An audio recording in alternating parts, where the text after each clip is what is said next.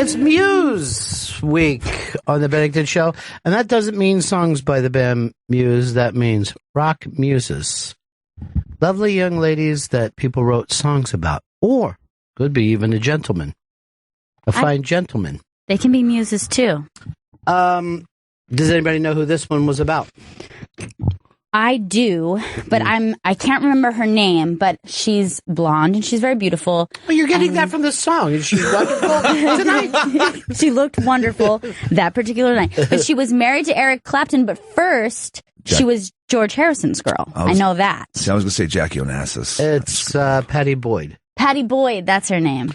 Patty Boyd Harrison, who really got not only George Harrison and Eric Clapton, but the fact that they were best buddies. You know what I mean?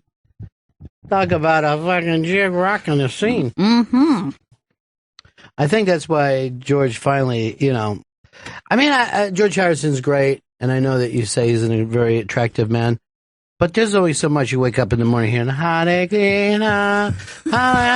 it's like, look, give me fucking Clapton's number if I have to do that. All right, it's the Bennington Show. Some exciting news. Friday morning, we're going to be on Opie Radio, and that's always fun for us. We love a double Bennington. It's always fun. It's Ernie Banks always said, let's play two, and then he never won a championship. So we kind of consider ourselves the Ernie Banks of radio. We've never played for a championship, but we always want to play two. Somebody sent us a T-shirt logo. And Gail, this will especially mean something to you if you could check it out. I just saw Greg said, "Who picked the worst Clapton song of all time to play?" Look, Greg, the number of worst fucking Clapton songs, we could do a GPS on that. For a guy who was considered like the big guitar slinger, that is if there was no Jimi Hendrix. Put out a lot of fucking shitty pop songs in his life. GPS unlistenable Clapton. Hey, I get off on 57 Chevys. Shut up. All right. There was a Clapton is God thing that went around England in the mid 60s, and then they said that Clapton was ready to throw up when Hendrix popped out. Like he enjoyed so much of being at the top that when everyone turned around and said, Hendrix, where did this come from? He was just like, I'm going to my house. Just forget it. There's a new kid in town. And that's when I said to him, I saw him on the street, and he was all upset about Hendrix. I go, don't worry, I'm sure he'll OD soon. And then I said, yeah. And I said, don't worry about Janis Joplin or Jim Morrison either. I wasn't, but who are you? And don't worry about me. You can't find this logo, Chris? I'm not finding it. Did you go to the Bennington Show? Yes, Bennington Show on Twitter, yes. Bennington Show on Twitter. Okay, we're not putting it up. You were supposed to find it on Go Pack Joe's fucking thing. That doesn't make sense. Got it. Anyway, Gail, you have it. What do you think of it? This is incredible. This is so amazing. It's a little CBGB Omfug parody. Visual parody. Okay. Homage. So it's RBGB CPHSB. Now, I'm That's so good. Are you picking up on what the underlining mean? Yes, I would guess that is. I'd like to solve the puzzle. Yeah. It's Chris Pepper Hicks Stanley Bennington. I thought it was Chris Pepper Hicks Scope Bro is what I was guessing. Oh! But I don't know. But I like Stanley Bennington as well. I didn't realize that's so many names. I like your initials smaller than ours, but you get more of them. Yes. You know, it's like the people that make those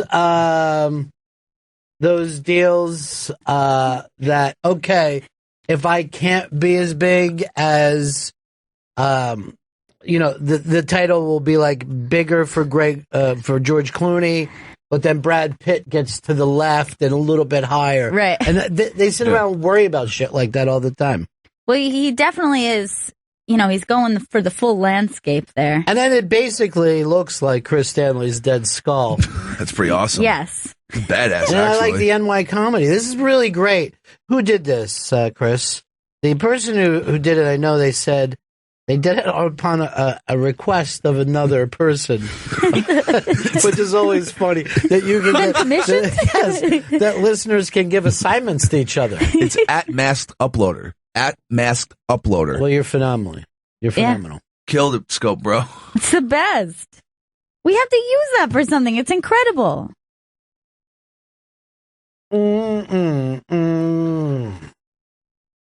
That could be the first Bennington thing because it's different than our regular logo. Right. But he'd have to sign off on it. I never realized how close our initials were to CBGB. Well, why would you? It's not the kind of thing we would sit around and talk about. I mean, I never really thought of my initials as just being Grass Blues. But that's the truth. Here's Mark. Mark, what's up, buddy? Hey, Ron, did you ever hear of Randy Hansen from out in Washington? Is he the unloved Hansen brother? No, he's, if anybody could play any Hendrix tunes, he is awesome. He does a rendition of Machine Gun that's unmatched. I mean, next to Stevie Ray Vaughan, he's probably one of the best. So he does a tribute act?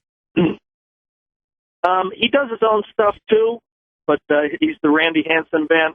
He played with Hart, Ann and Nancy Wilson, and he's scheduled to play at the halftime show at the Super Bowl, number 50. It was on his website, and I heard you guys talking about Coldplay and the real Coldplay and the fake Coldplay. I don't think we ever said the fake Coldplay. There's just one Coldplay. Just the real Chris Martin. But are you telling me that they're going to bring out a guy, just a guitar gunslinger with them? Well, if you check out Randy Hansen we're not going and his Hendrix tune, I mean, you fall in love with him. I mean, all right, I'm going to. Thank you. I appreciate it. I'm going to wait for the Super Bowl. Yeah, to be surprised with the rest of the market. There's a dude who looks like and plays like Jimi Hendrix. It was like, what? Yeah? He's here to do the scientist with us. Love that song. Do it! By the way, I don't know why I thought the guy from Coldplay talks like Barney from Andy Griffith's show. He's got to do the scientist with us. I've got one bullet. John has an excellent question. John, how are you? Hey there, Ron, Gail. How you guys doing? What's up? Hey, I need to know if Chris Stanley's 100% today, or is he going to fuck up as usual? No, I don't think. I think it's been a long time since he's had an industrial accident. Oh, yeah. We should have that sign up. I would love it. Yesterday, the other guys weren't prepped properly, and I explained them that you guys don't get a Christmas vacation. I do. So you're all going to be sitting and just watching. So I go, are you ready for that, Joe? And Joe goes, well, yeah, if I'm needed, I'll definitely do it. I go, no, you're not needed. You'll just be sitting quietly in the office. And if we hear a peep out of you. So that's detention. So today I come in and Chris says, we can have them organized. And I'm like, Chris, can I just get past my low blood sugar? You know what I mean? Can my low blood sugar not be the thing that everything is based upon? So we're just going off of some of your low blood sugar readings here. So, Ron, I've worked it out where everyone's standing in a bucket for 14 days. Do want to go in before or after? And I'm like, come on, dude. I got ice also, and, just in case. Just want to go over the details again. Unclothed, you said? They have to be unclothed? Don't bring those things back up to me. That's like when Chris told me that Joe is going to redo his read today after. Oh, okay. They're going to fix it in post. Yeah. And I go, all right, well, this should be hilarious. Because he put zero prep into it. Maybe it's not his strong suit. Then what is his strong suit if that isn't? Wearing fucking just labels all over. Everything that you have is European. Yeah, it's the opposite of normcore. Because you're wearing your Reebok, which doesn't mean anything in the United States. Very big in soccer. We're a fucking Nike town, all right? We care about Nike. LeBron signed a lifetime deal with Nike. not Fila or Reebok, whatever the hell you're doing. Have you? I heard some of this. This lifetime deal that he's done with Nike is worth over $150,000. Whoa! He's going now. Here's what his job is: wearing sneakers. Lucky. I'm like, give me something then. Maybe some shorts on his off days. I wear sneakers. Give me $600. All right, before we jump into this, Johnny's got a message for us. Johnny, all excited about next Thanksgiving? Yes. He starts early. Yeah, he does. I'm planning already. Me and Wiki had our first Thanksgiving meeting already. So Don likes to be prepared. I just wanted to thank you for playing Clapton today. It's a nice little, if it wasn't for Clapton, I wouldn't have a job. You got Greg from New Hampshire mad who despises Clapton. How do you despise Clapton? Wait, why did Clapton give you a job? Because what, you win cream? Listen, fish. Oh, that makes sense. So the story of the Hard Rock is that, Clapton used to hang out at the Hard Rock in London, and he wanted to save his seat, so he put his guitar up on the wall, and he said, "This is where I will sit." And then 2 weeks, maybe a week later, Pete Townsend sent one and said, "If his is good enough, so is mine." And that's how the famous guitars originally. Now it's people put their pants up. You know that Johnny has told that story so many times because he barely gives it any life. And then Clapton came in. It's like a Joe Reed. Clapton came in. I'm looking this over on Wikipedia, and they said it wasn't Eric Clapton, it was Erock Clapton. Oh! Love that guy. So at that time, Eric Clapton says, "Can I put my guitar up there?" Well, Townsend comes in and says, "Who's this bloody bloke to put his guitar on? See, what about my guitar?" That's animated. He's got impressions ready. And then Paul McCartney comes in. What the fuck is this shit? What's this fucking bloody nonsense? That sounded like an Eddie Trunk version of an English person. It was very funny. Gail's niece and no, they're my niece and nephew. Yeah. They're your cousins, so they're like fucking 10 and 7 or something, and they're very into music. So they called up and they said, "What were the Beatles singing about when they brought up the Yellow Submarine? What does the Yellow Submarine represent?" And we actually looked it up, and since it's a Paul song, it's just a yellow submarine. That's literally what it's about. And they said this. Well, then it's really stupid. I go, where do you get the Octopus's Garden? And fucking Maxwell's Silver Hammer. You're going to feel like you're an imbecile. That's why John left. Yeah. You know what I mean? Because Paul would write these catchy fucking songs. I never realized it was Paul. Yeah, it was always Paul. Well, all you got to do is listen to Wings, and then, Sanity. there's no one to stop him. He's got one song called Boot De Doop. Just Boot De Doop. I was out last night, 35 years, singing with the John Lennon mourners, the early Beatles stuff. Right? Like when you sing the later Beatles stuff or Lennon stuff, you feel, sad about losing John Lennon. But the early Beatles stuff is fucking so joyful. Yeah. It's so, and that you're seeing these people, they're filling up a park, they're all singing it, and you just see giant smiles on their face. They can't fucking believe how great these little kids' songs were. I know, and they're so poppy and fun, and it's no wonder that they hit the way that they did, because it's more amazing that they were able to grow from there. Yeah, that's the amazing part.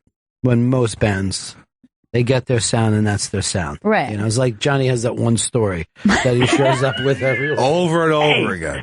So Clapton came in, he wanted an American cheeseburger. Where's that bloody American cheeseburger, bloke? Why do we fucking talk like this? I always think it's really funny when you see a beautiful English woman talking that way. That's the funniest shit to me. I think it's kind of sexy. Do you really? Yeah. That's because you dig dudes, right? No, I don't dig dudes. Well, you're constantly turning around talking about people's dicks and what you would do to their dicks. Yeah, that makes sense. That's just for fun, but Yeah, I guess it is fun for you. Platonically with men. You were excited because Prince finally released his version of Creep. Hell yeah. Let me ask you this. What is it about that fucking song that every band has to do a cover of it? I think it's fucking Johnny Be Good for another generation. It's a standard. It really is. And there's something... Did Johnny just hang up? I don't know what happened, Johnny. Somebody needed napkins. I've got to go. Table 7 didn't get enough napkins. Earl! The fuck is wrong with you? I know the iBang offered Earl something that would mean a little cheddar his way. Oh, a little bank? But he would have a responsibility. And he turned it down. Oh, an asshole! Yeah. Because he can't be deadlined. He'd rather write for free and hand things in whenever. What the fuck is he doing? I shouldn't even bring this up because it's way too early to say, but in 2016, the iBang is going to hire some part-time players. Oh. Very exciting. Nice. That's exciting. Yeah, it's very exciting. One of them will not be Earl. He should be put in the management position where something has to happen at the same time every day. But I'll tell you this is why Earl will outlive everyone. He has no real responsibilities. He's like a wanderer. That's what he is. He just wanders around with his camera. It's pronounced O-neater. That's good. That's good. The last time I saw Earl, he asked me to do an interview for him, lieu of pay. And then he was 20 minutes late showing up for it. And you're just like, what? How can you not? Everybody else knows if I say this time, I leave and get there, not Earl. I confirmed with him that day 3 or 4 times, and then he came in and wasn't even fucking sorry. He was just like... He wasn't aware I'm here. that CPT is not a real fucking thing. It's a joke, dude! Yeah, we try to joke about it, but you can't set your watch to it. It's fucking annoying and unprofessional. No, I know that, but is that the correct time? Yes, that I just confer. Yeah, reconfirm. That's the correct time. You conferred. I conferred to get the confirmation. So, there isn't a problem with that. Anyway. Oh, wait, I was answering somebody else who was writing to me. No, this creep thing, they've taken a song, which is a good song, and they've kind of annoyed me with it because, Moby covers it and fucking...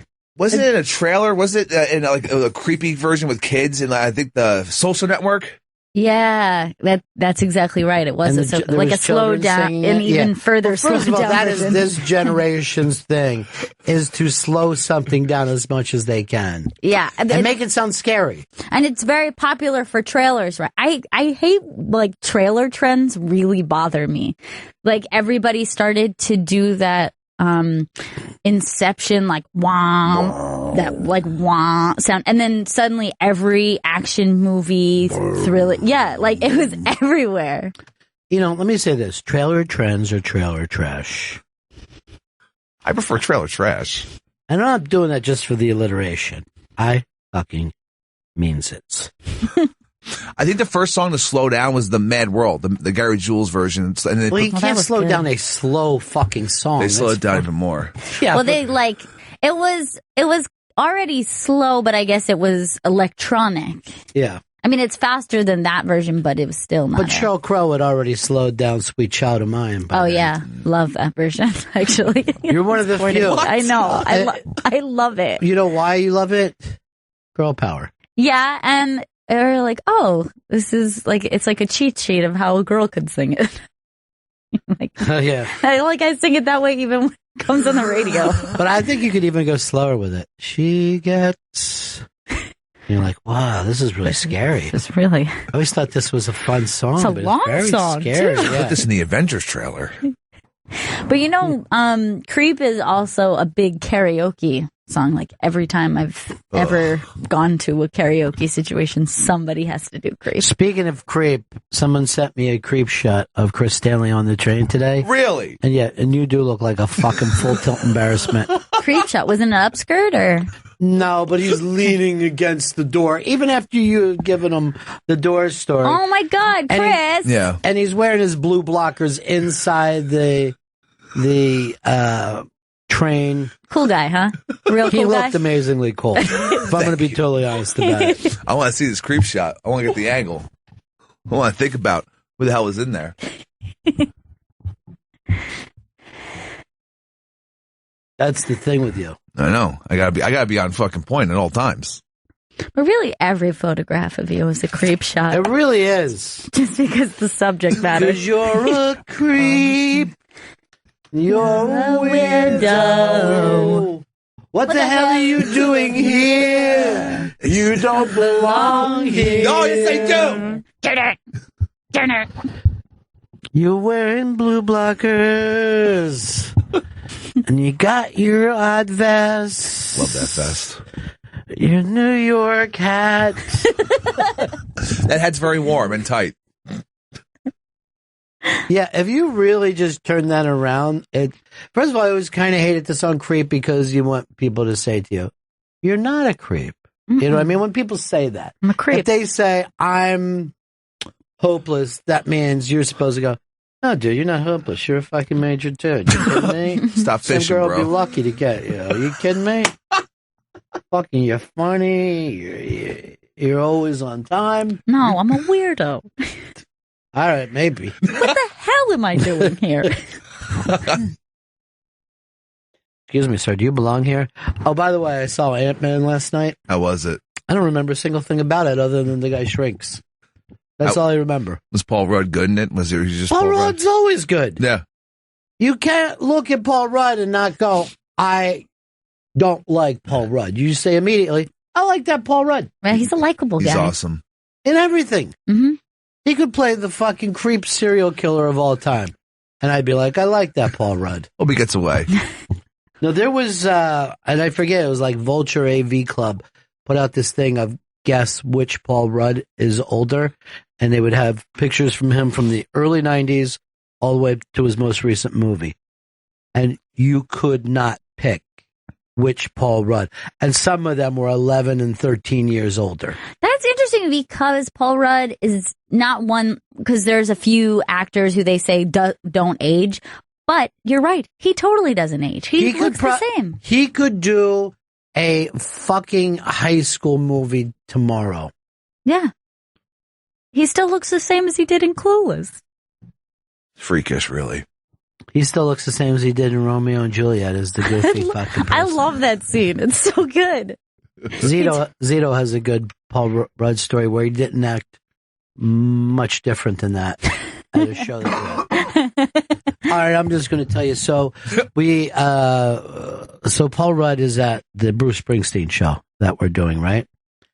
And he says to Zito, how did everybody get tickets? You know, what? I never even read about this, you know, because we had some VIP, you know, cool people there. A lot, as a matter of fact. It was like the Oscars. So Vito says, well, you know, we picked, you know, exciting, you know, VIP people who've come in and done the place, and then some subscribers. And he goes like this, I'm a subscriber. A subscriber. Subscriber. He just suddenly started to like the word subscriber and said it to Zito over and over. Subscriber. In a very Paul Rudd movie way. I'd like to know how he was reacting while he was saying it. You know Zito, he was fucking, imagine him naked. You're loving it. Just loving every second of the interaction. I got good news for you. One of your favorite actresses is stopping in here. Ileana Douglas has a new book out called I Blame Dennis Hopper and Other Stories from a Life Lived in and Out of the Movies. Here's the great thing about Ileana. First of all, she's been in some phenomenal movies. Yeah, she has. Goodfellas. And, I'm not going to sit here and read the whole list, but Grace of My Heart. What was that other one with Nicole Kidman? That was so great. To Die For. With that great fucking ending scene. It's so good. I love that movie. And I love her in it. I love her, period. Mm-hmm. And she probably never even have to do a movie for me to love her. But she not only is in these great movies. Do we even have a list, Chris? Is there a list of her? Let's just go through some of these. I like how there's always something for that, but it's never near me. They do prep, but don't put it. Factory Girl. Quiz Show, Cape Fear, Goodfellas, Search and Destroy. She was in Ghost World. Yeah, you notice we have a kid pick out, so they don't have the movies that we would like. But not only that, she loves other movies, and she works for Turner Classic Movies now. I love when someone is a fan of movies. It's weird, but it's not as common as you would think. People who are lovers of movies, who are movie fans. We should bring that up to her. I will. Just say it straight out. Just demand to know why. I know a lot of actors that have come in and done this show before that I would say are not even movie literate. That's bizarre to me. Like they go back, they think a classic movie is Bruce Willis. They don't realize there's another 75, 100 years of movies before them. Right. And it just seems like there's probably so many actors who see somebody like that and think, not only do I want to be an actor or do I want to be a filmmaker, but I love this business. It must drive them crazy to see people who don't feel the same way as them.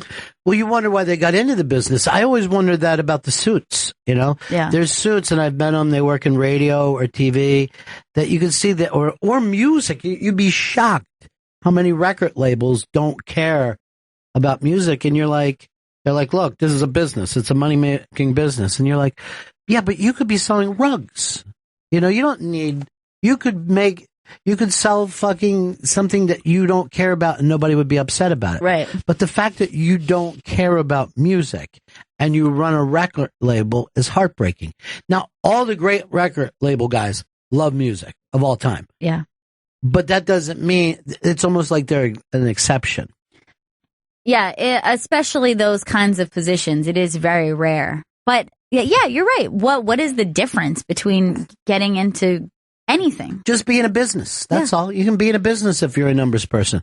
You know, a lot of people complain about Harvey Weinstein, but I've had him on the show, I think 3 times. 3 times. And that guy loves movies, and he's a movie encyclopedia. Yeah. I mean, you could bring up, I'm not going to say he's on Scorsese's level, because Scorsese, well, here's the people I think that know the most about like movies that other people don't.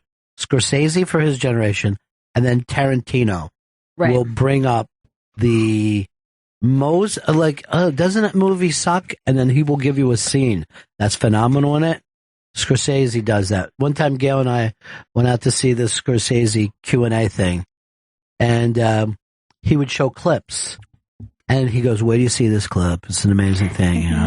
He sets it all up, and then you watch it, and I didn't see it. Like, what was so fucking great? And it'd be something about just the way the person took off their glasses or picked up their water, and he would be enthralled. He was so intense about it. He would be breathless. That's how crazy. I mean, that was an amazing night. Yeah, it was a very cool night. I was at another thing. I guess the Oscars, the East Coast version of the Oscars, they have their own thing here that they had put it on, and he came out to announce the Bicycle Thieves, and then we watched it by the way, I think it is a plural too. Everyone calls it the Bicycle Thief. Yeah. But I'd never seen it on a big screen before. And he came out and announced it, and talked about it for a couple minutes. And when like the lights went down and that movie came up, it was so fucking exciting. Yeah. Because you're like, he's right. I'm about to see on the big screen. It's such a phenomenal movie, too. It's beautifully shot. Yeah. And Italy is so torn up from the war. You just see this devastation all over, and they just used it as a backdrop. Yeah. You never think of Italy as a place in poverty or whatever. Holy shit, what does any of this got to do with Ileana Douglas? That's the thing. Loving movies. Oh, yeah, that's it. Loving movies. And then she gets a chance to work on TCM. What's the guy's name? Robert, that is their big number one guy there. That he gets to introduce the primetime movies. Right. Robert, he's done our show. Yeah. Chris won't look it up. No, but it's funny if you don't. I like it just as much. He just said it was Robert Kelly. He's confused. Robert Osborne. Dude, you got to see this movie. I wish it was. Make sure we get this signed too. We'll give it out to a listener. It's I Blame Dennis Hopper, and there's a story about how her entire movie life started because of Dennis Hopper, and other stories from a lifelong in and out. If you've never seen To Die For, maybe the best ending in any movie. Let's bring her in, Ileana Douglas. Miss Mixtapes. What? They're coming back, though, I heard. How can they? Because of computers. All right, we have Ileana Douglas in studio playing that song because it may be the best ending scene of any movie of all time. That was unbelievable. Yeah, I agree. It was, and it was unexpected, as I said. It was because I used to play these crazy mixtapes in my trailer, and one day, Gus would come in and sit in the trailer and be like, I just want to come in. Like, what are you listening to today? He would always say that, so one day I just happened to have this Donovan on and it's like listening to it. And then it ended up being, I had no idea when I saw the movie. I was like, oh my God. That's so perfect. Yeah, but there was also that other great shot in that movie, the funeral scene. Yeah, where she played All by Myself, and the whole family just and the expression on her face is so sickened. And I think they know. I think at that point the family knows, like, oh, this isn't just creepy. Well, and again, that was another moment that Gus came running in my trailer. He goes, "Do you have any sad music?" And I said, I have Imagine by John Lennon. So what we're actually listening to in that scene is Imagine by John Lennon. And then you had to switch it out. And then it was too expensive. And they couldn't. He said, we have to use the song. It's too good. It's perfect. But in the end, he used, they used All by Myself. I was just in Central Park last night at Strawberry Fields. Everybody goes out and sings those songs. 35 years later, right? The beauty that has been left behind by this man. It's stunning. It's stunning to see that many people affected by those songs still. Still, I mean, I say it all the time. It's like, one of the most tragic, I mean, I know it's, John F. Kennedy was killed, but it's like the death of John Lennon was like the death of art, the death of hope, of anything. I don't know. It represents, I think, a lot for people. It's just this childlike, I think that for people of my generation, the Beatles represented just so much of everything, youth and fun. And my parents brought home Beatles albums. And so we had a mythology so that when they killed somebody, it was like, not that you understand on some level, politics has always been this dirty business, but we don't kill artists. Right. And so I think that I've never recovered from that. That thought. No, I don't think I have either. The thought that somebody that was that artistic and that just all about peace and love would be killed, and all, I just feel robbed. I feel personally robbed of all the things he would have continued to do, to help us. It's interesting that, and it's not generational with him either. He's so beloved still, and I feel like his music, the music of the Beatles, is usually people's first music that they get into so Kids, often. Young, and not just young people as in teenagers. I've heard it over and over that somebody says, like, my kid got really into the Beatles and they were small. And I wonder what it was about his music that connected so deeply. That there's a joyfulness to that early Beatles. We were singing those songs last night, and there's so much joy attached with that music.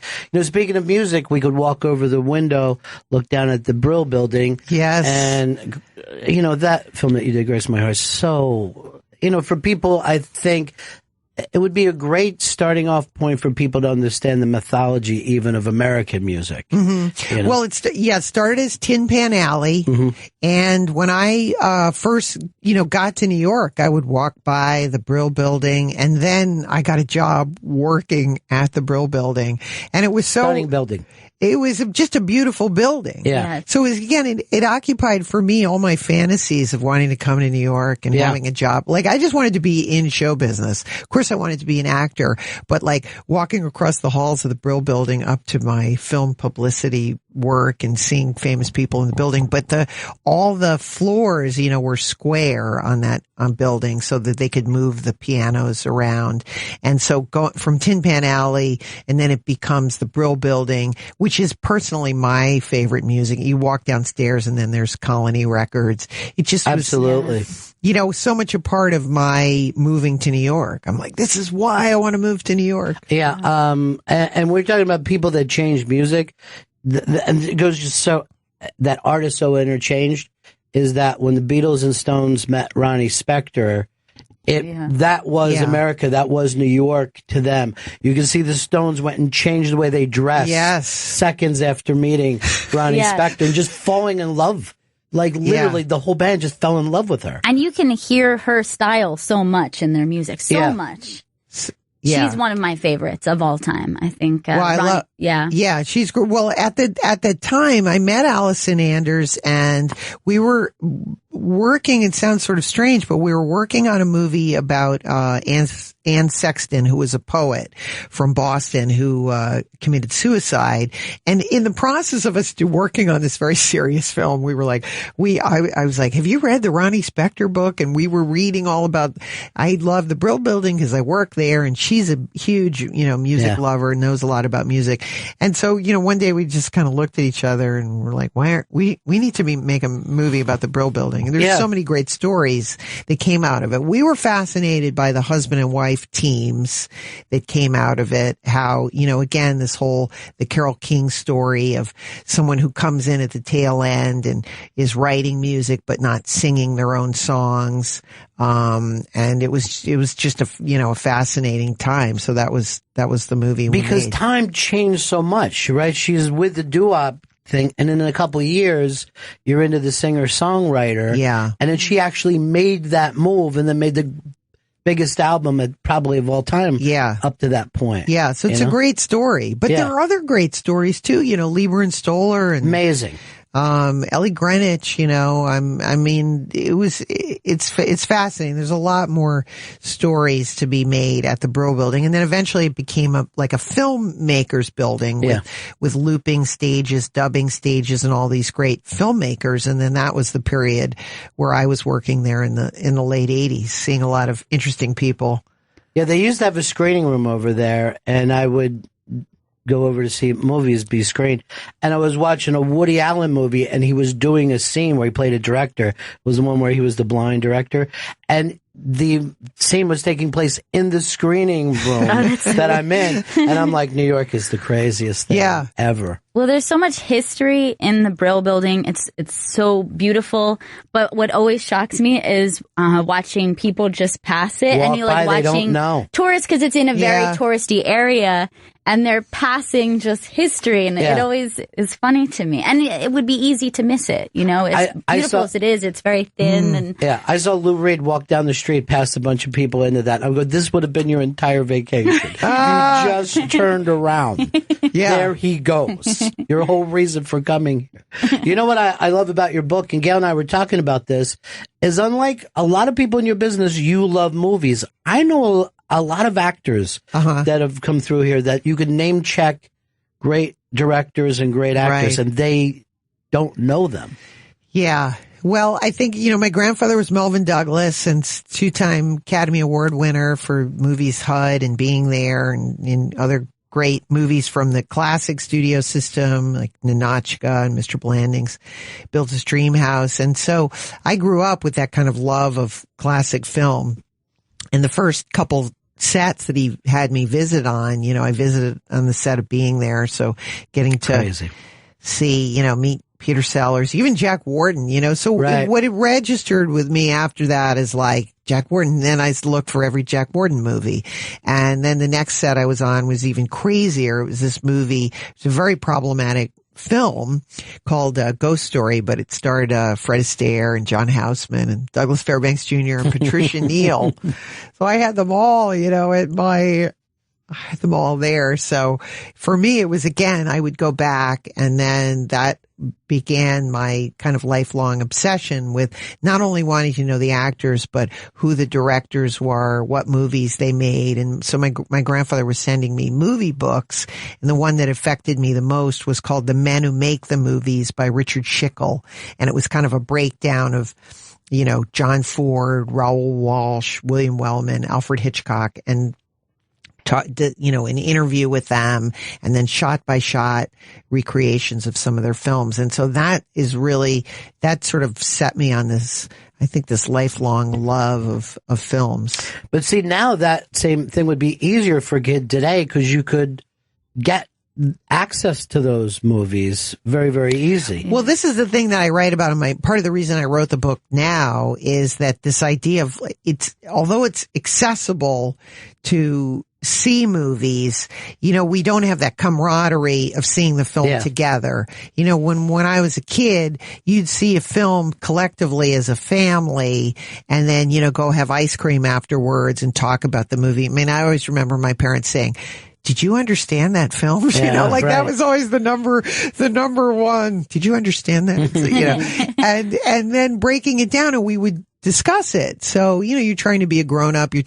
So if my grandfather would talk to me about a movie, he said, "There's a movie I saw called Tess, and I think you should like it." And so although it would go a little bit over my head because he said it and recommended it, it became, now I'm watching it with a different set of eyes. I'm a different gaze.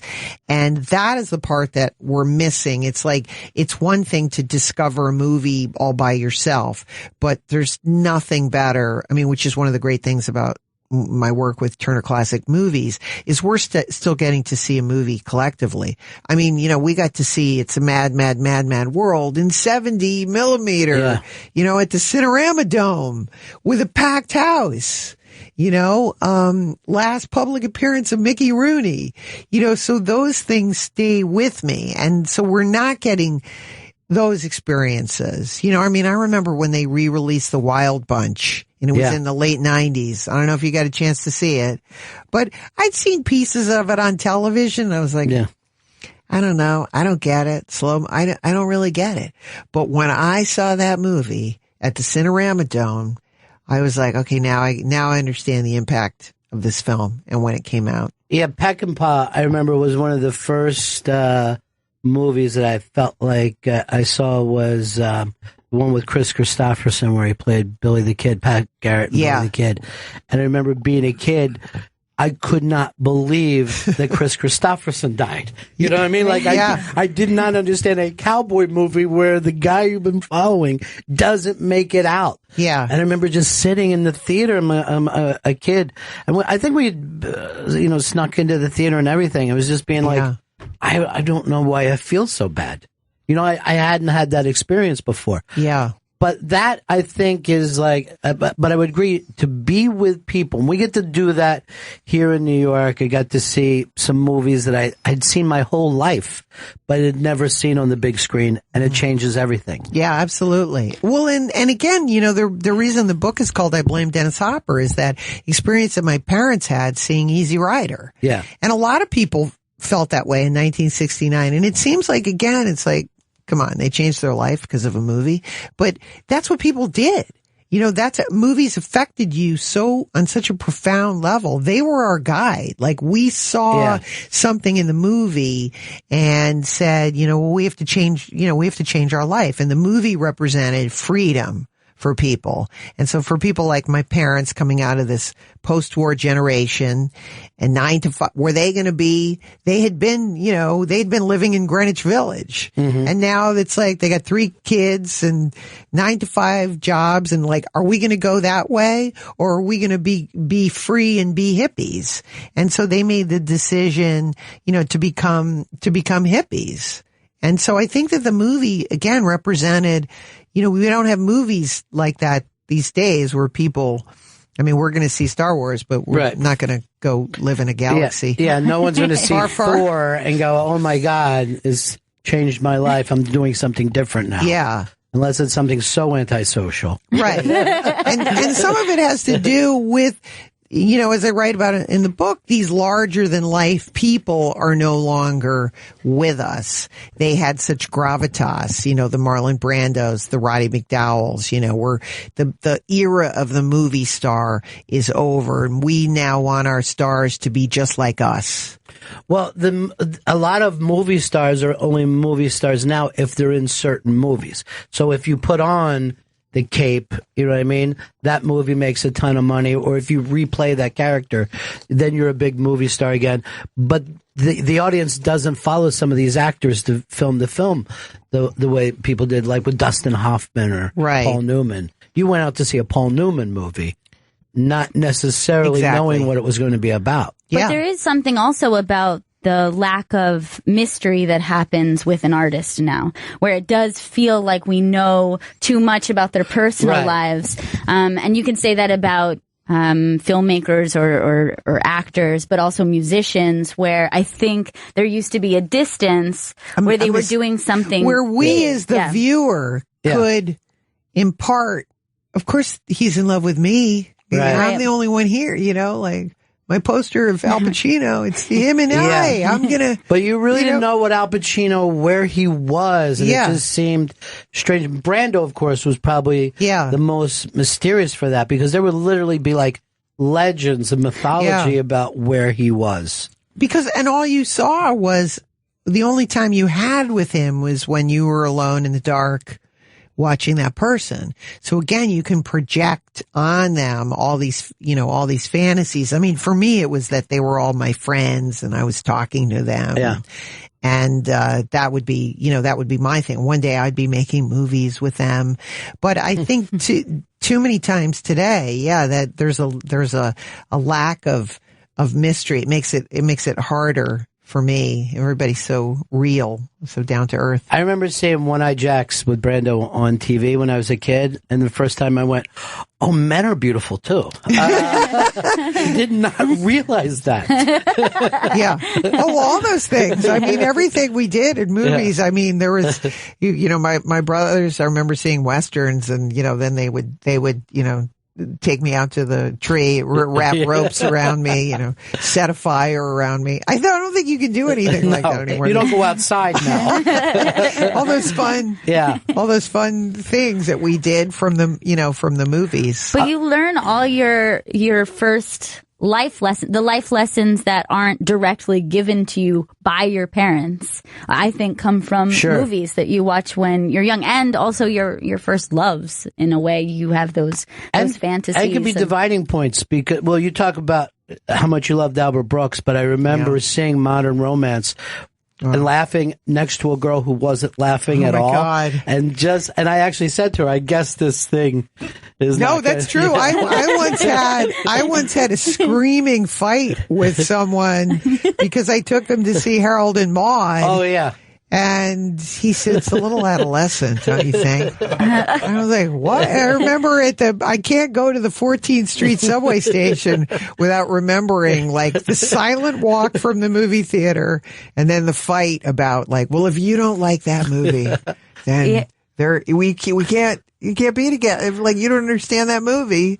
There is no us. Well, we've had this conversation before about if you were with somebody and had a very different taste in music versus a very different taste in movies, which would be more difficult. And I've always thought having a different taste in movies is so much more difficult to see past, because that's the thing, you connect with your partner. You go see movies together. And like you say, when you have that moment of going to see a movie and then the conversation that happens after, even if you don't always 100% agree, you have to be on a similar wavelength. Yeah, that's so true. important. Right, where you can always listen to Joni Mitchell by yourself in the car. You're like, I don't care. This is my time with Joni. But there was a whole, I mean, like, I write a whole chapter about, I mean, this just doesn't even exist anymore. The era of the drive-in. Right. The drive-in movie. How many great movies I saw at a drive-in. And, you know, in my day, like, my parents, you know, they would you'd get dressed they'd put you in your pajamas and you'd go to the drive-in, and it was, you'd just watch movies, fall asleep. It'd be like one long Robert Altman movie. It was like you'd wake up, see images, go to sleep, see images, and so there was that whole, again, the movies are mysterious, the faces and the sound, and just all those drive-in, like what it was like to see a movie at the drive-in, and just the whole social experience where, when I grew up, that was, that how the movies went from being art movies to dusk to dawn horror movies. Yeah. And how, like, the last movie I saw at the drive-in was called Motel Hell. And it was kind of, again, like the end. The first movie I saw was Romeo and Juliet, and the last one was Motel Hell. And then the drive-in closed. Yeah. And then we don't have drive-ins anymore. Yeah, they're very, very rare. I mean, you have to drive far, and some people that have them really take care of them. Yeah. It's a very sweet thing. But we don't even release the kind of movies. Some movies went straight to the drive-in. So if you saw Mandingo, maybe it wasn't the type of movie people would go see, but when you caught it as the second or third feature, you're like, well, there's some really crazy things in this. See, this is making me laugh. Like, when you say the second or third feature, that's what I write about. I'm like, okay, that first two, but that third right around somewhere between dusk and dawn, you'll see. But I remember, I saw Carrie at the drive-in. I saw Carrie at the drive-in too. Must have been the same.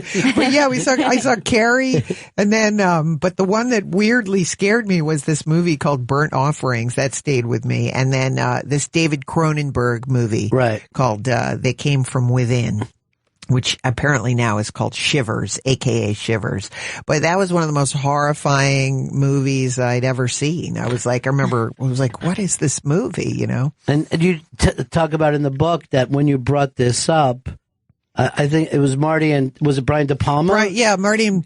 I said, well, because again, we didn't have the internet like that, and I was like, there was a movie I once saw. I said, it was the most disgusting, horrifying thing I've ever seen. And I described the plot.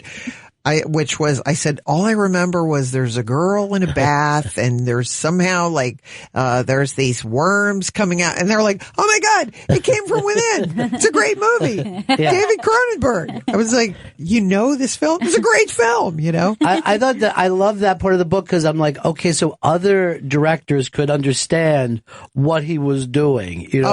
They could say, all right, this guy is going to do more than this. Yeah. But for the way that you loved movies, once you got together with Marty Scorsese, that must have been a full class going on. It was like a non-ending film festival.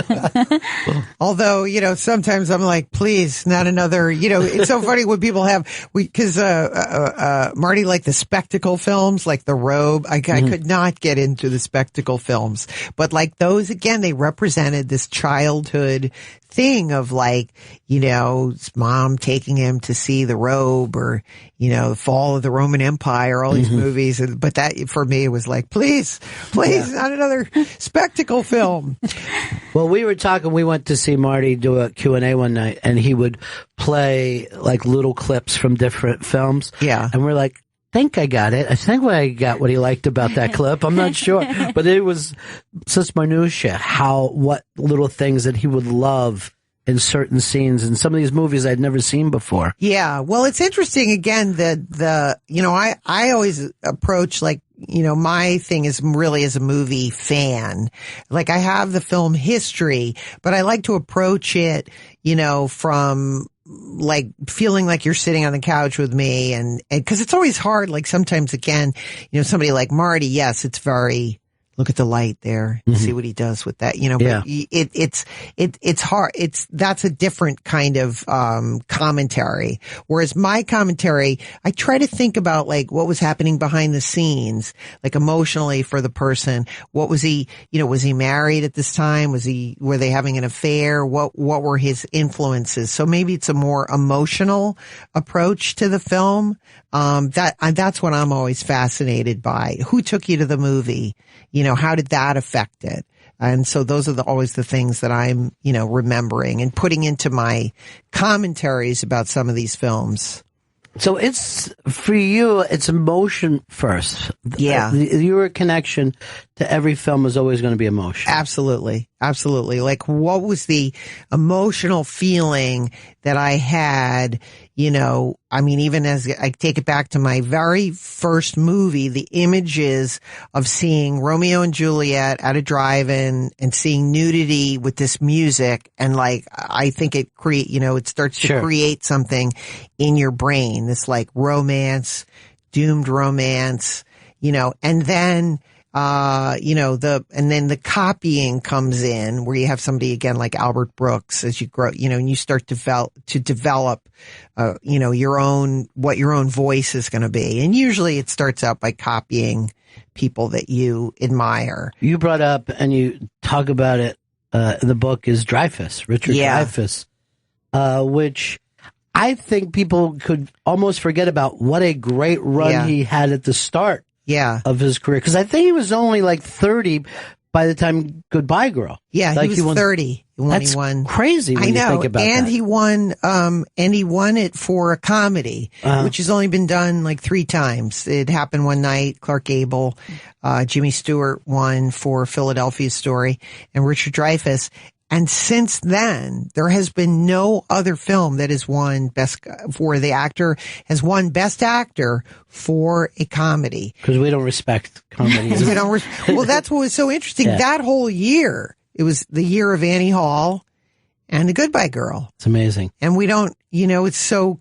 Comedies somehow now have fallen, out of favor. And that was Oscars. Also 2 films that made me fall in love with New York City. Like Richard Dreyfuss's life, which was supposed to be, I'm barely making it with next gig to next gig. I'd take that life right now. I want to live like that. Well, that's what I'm hoping the book does is push these emotional buttons, that when I visited my grandmother in Queens, I was like, I want to go to 78th Street where the Goodbye Girl apartment is, and like dream of living in that building. I mean, I literally, even when I was grown up, like I'm 18 and moved to the city, I tried to get an apartment in that building and I couldn't afford it. But I was like, oh. And I remember I remember having a friend and he had an apartment in the building and I was like, God, I wanted so badly to have an apartment in this building and now I'm here. At least I made it inside. At least I made it inside. It's a terrific book. It's a really fun book.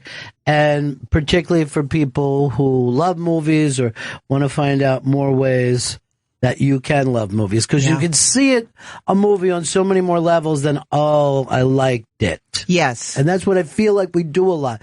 I know there's a lot of thumbs up and thumbs down to movies, but there's so much more involved. Well, I feel like there's so many moments, which is what I tried to do, like even with a crazy movie like They Came From Within, and then you say, oh, Martin Scorsese and Brian De Palma love that movie. Let me check it out. So there's 100 films that I reference that hopefully people will go see. Tarantino sees movies quite the same way. There's a lot of 70s, and Robert Rodriguez will do the same things with 70s grindhouse and drive-in movies. It's a lot of fun. Thank you so much for stopping by. Thanks for having me. Anytime, okay? Thank you. We'll see you next time coming through. Wasn't she lovely, Ileana Douglas? So lovely and so wonderful to talk to her. Talk at her. Well, yeah, sure. I have, for the last couple of years, I've been working on a project I call the Ileana Douglas story. It's a biop of her doing Grace in My Heart. So it's her doing a biop, and we do a biop of what it's like for her to do it. I have a star attached to it right now. Really? Chelsea Peretti, who I think is going to be phenomenal in the role. Perfect. Yeah. It's perfect. But it's taken me so long and I've been working on it so hard. And recently I just found out that someone was working on a biopic about me trying to make this biopic. This is the most meta thing I've heard in my entire life. Is it meta? Oh, yeah, Do you know how you're using that word? Because I know it gets used a lot. He uses it a lot. Yeah. It's the most meta of things I've heard right now. But anyway, that was lovely having her come in. Ricky Gervais is doing his he's bringing back the TV character, but not the TV show, The Office. Really? It'll just be David Brent, but none of the gang from The Office. That is up on the iBang. He didn't want to, I guess, pay them. No, I mean, I'm sure he didn't want to do a thing of Where Are They Now and have it like, Right. a reunion show. But he did want to bring David Brent back, who's kind of doing a musical tour and working for another office. I wanted to see what Tim and Don were up to, to be totally honest. I love those Well, two. one of them went on to become a big movie star, and the other one did not. I can't think of the last time I saw Dawn on something, but No. Was she in Shaun of the Dead? yes, she was. She was She was in Shaun of the Dead. Yeah. She was the girl or ex-girlfriend. Yeah. And she didn't die. She did not play one of the dead. Jim, Cleveland.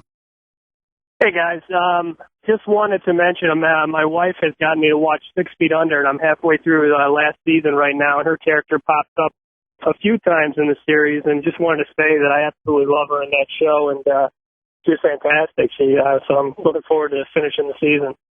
Well, don't get too attached to anybody on that show, so I'm telling you. Okay? And I haven't seen it, but I've heard enough about it. Yeah. I thought I was watching a thing called 6 Feet Over, and it was about somebody who lived in a top bunk. And it was exciting. I mean, it was good because you never knew when they were going to fall out.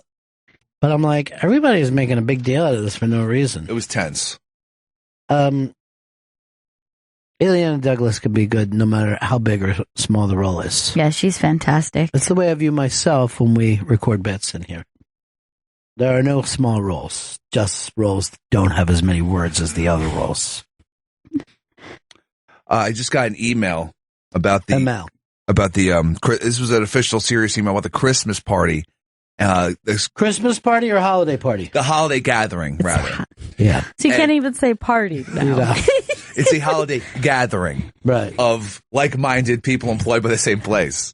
So, and they're asking me to go check out one of the locations they want for the party. Promotions is asking.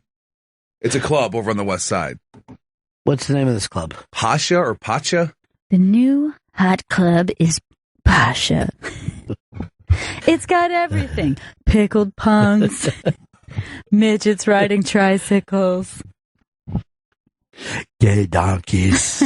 Pasha. Well, why don't you go over after the show today, Chris? No, they need me to go right now. Because it's so close to the party. Like it's next week's the parties, and they're still. This is the hot club, Pasha. It's a very hot club, yes. The Pasha. new hot club is Pasha. Let me ask you this, because you guys are closer to club kids than me. Yeah. Even though I don't think you're club kids at all. No, we're elderly for club kids. Is 5:30 the normal hot time to show up? 5:30 p.m., not a.m. No, you cannot. Pasha. Do you and your friends go out to clubs at all? Not so much anymore. I do know Kashmir has been to Pasha before. Oh. Send them in. Send in cash Send in the cash. because I got it. Chris, I don't want you to leave, and I'm going to tell you why. Why? You get lost, and then I've got to give out a prize. I'm not going to get lost. It's on the west side. I'm just going to take a cab. I'm taking a cab. I'm taking an Uber. I put in the location on my phone. You're going to be lost because that's what you do, and then I have to have a prize to find you. 844-ROCK-GOD, 844-ROCK-GOD.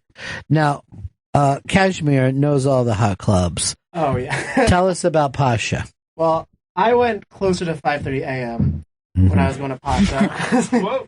It was my friend's birthday party, and we were trying to find and we found this girl on the street who was like eating pizza alone, and we're like, she'll know what's still open. You think? So we go up to her and we're like, hey, it's like 4:30, but it's still my friend's birthday. Like, where can we celebrate? And she's like, there's this club. They don't sell Molly anymore, but it's Pasha. We're like, Pasha. Pasha. Do you like Salvador Dali paintings upside down? Pinot Grigio. Yeah. Is that Angora? So did you like it? Is it Angora? It's beautiful. His sweater. What is it? His sweater. But what is it made out of? I don't know. Is it Angora? Yes. I called it. It's beautiful. The lead He fabric always at Pasha. dresses really, really well. He always dresses better. And then, Joe dresses really bad. You gotta dress up for Pasha. All right. I won't be attending because, all right, I'm just going to give it away now. I'm trying to adopt. And the only time that we can get an appointment is the day of 5:30 to 7:30. Oh, that's and so I can't miss it because we're trying to adopt Siamese twins. Oh, okay. I didn't know. And we've already bought onesies or twosies, as we call them. And I can't not get these Siamese twins. Oh, yeah, I understand. I will not have them separated. Oh, don't. Oh, no. Even though they're just, the only connection is a thin thing of skin on their thighs. I still want to keep them together. Because I don't know where everybody is all the time. Yeah, that keeps them special. It's like a buddy system, a built-in buddy system. I like the idea of this. Well, I will be your eyes and ears at Pasha if you'd like. Pasha.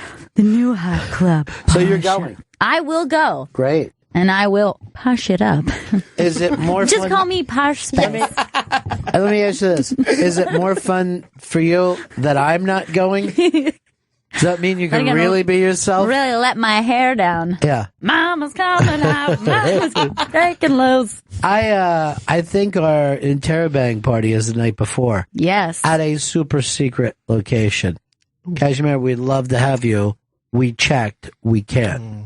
I'll be there in spirit. We called upstairs even. Are you allowed to go to Pasha? I don't think so. Last year, the interns were not allowed in, but even though some of the people's ended on it, but they had guards, our guards, which are ex-New York, detectives. They were checking people hard just to see if they were interns. Oh my goodness. Yeah. It's the one thing they worry about here, making an intern upset. Guess who this is, Collie? I can't imagine. It's Chris. I got lost as the cab took a wrong turn. You're going to blame the cab driver? You're not even doing the fun yelling thing anymore. I'm freaked out.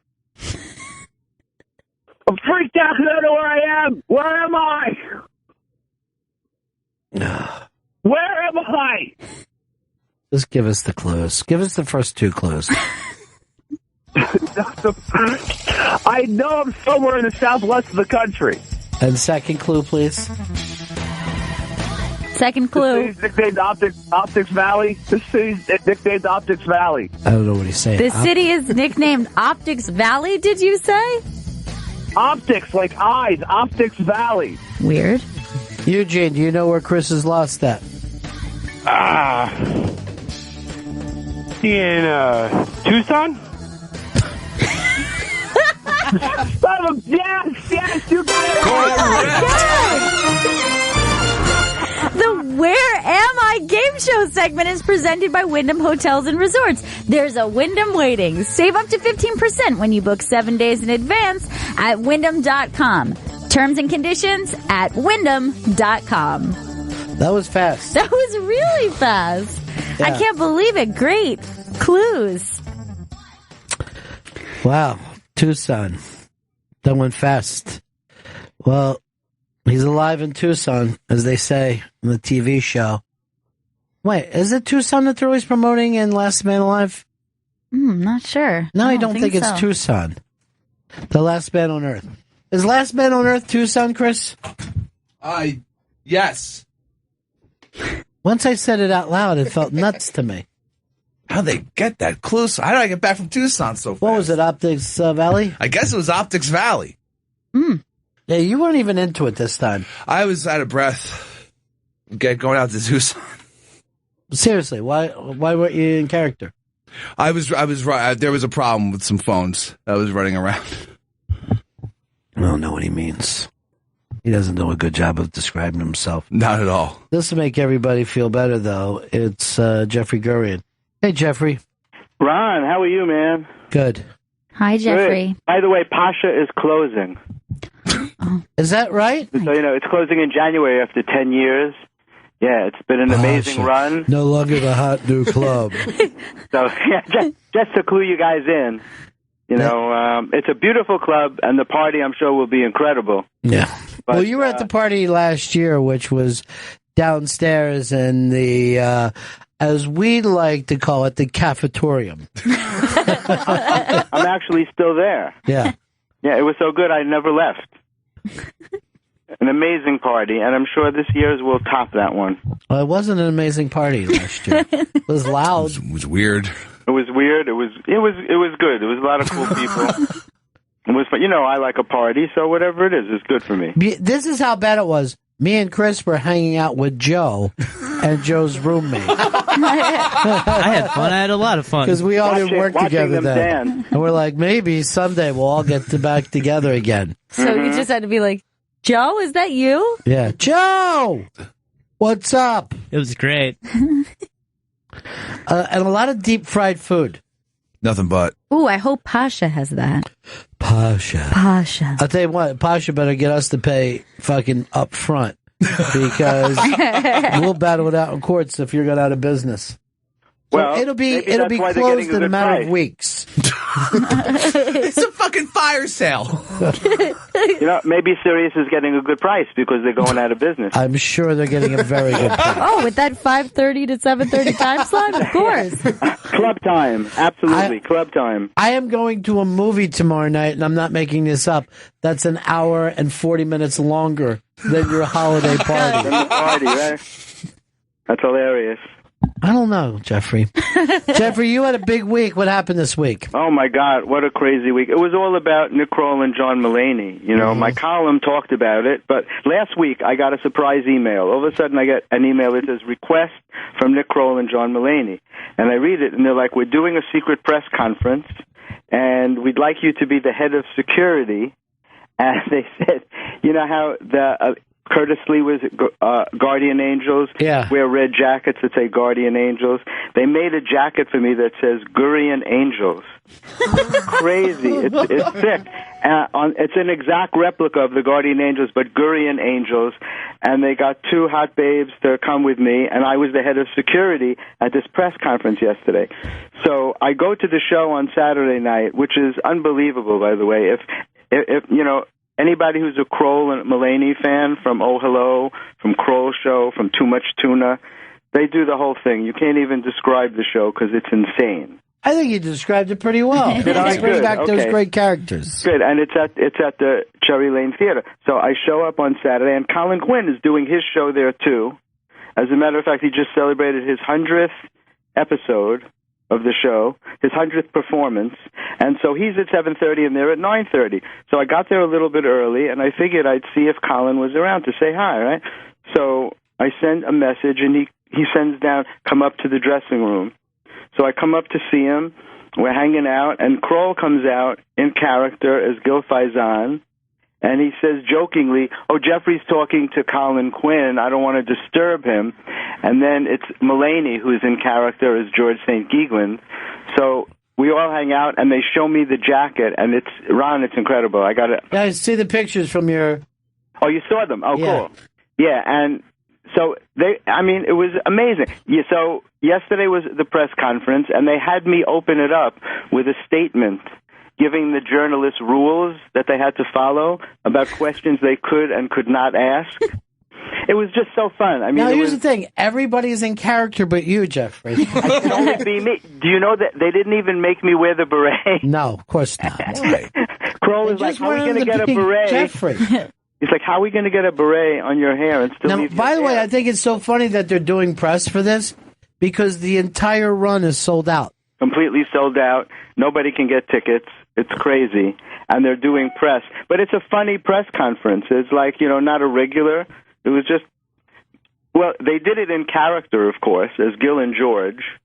And wait till you see the video. The video is, it's wild. It was just an amazing experience. Was it kooky? It was very kooky and wacky and all those words. Good.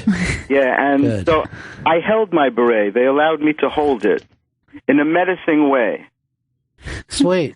Yeah, and so it was just crazy. And then also this week was the 100th episode of Gotham Comedy Live.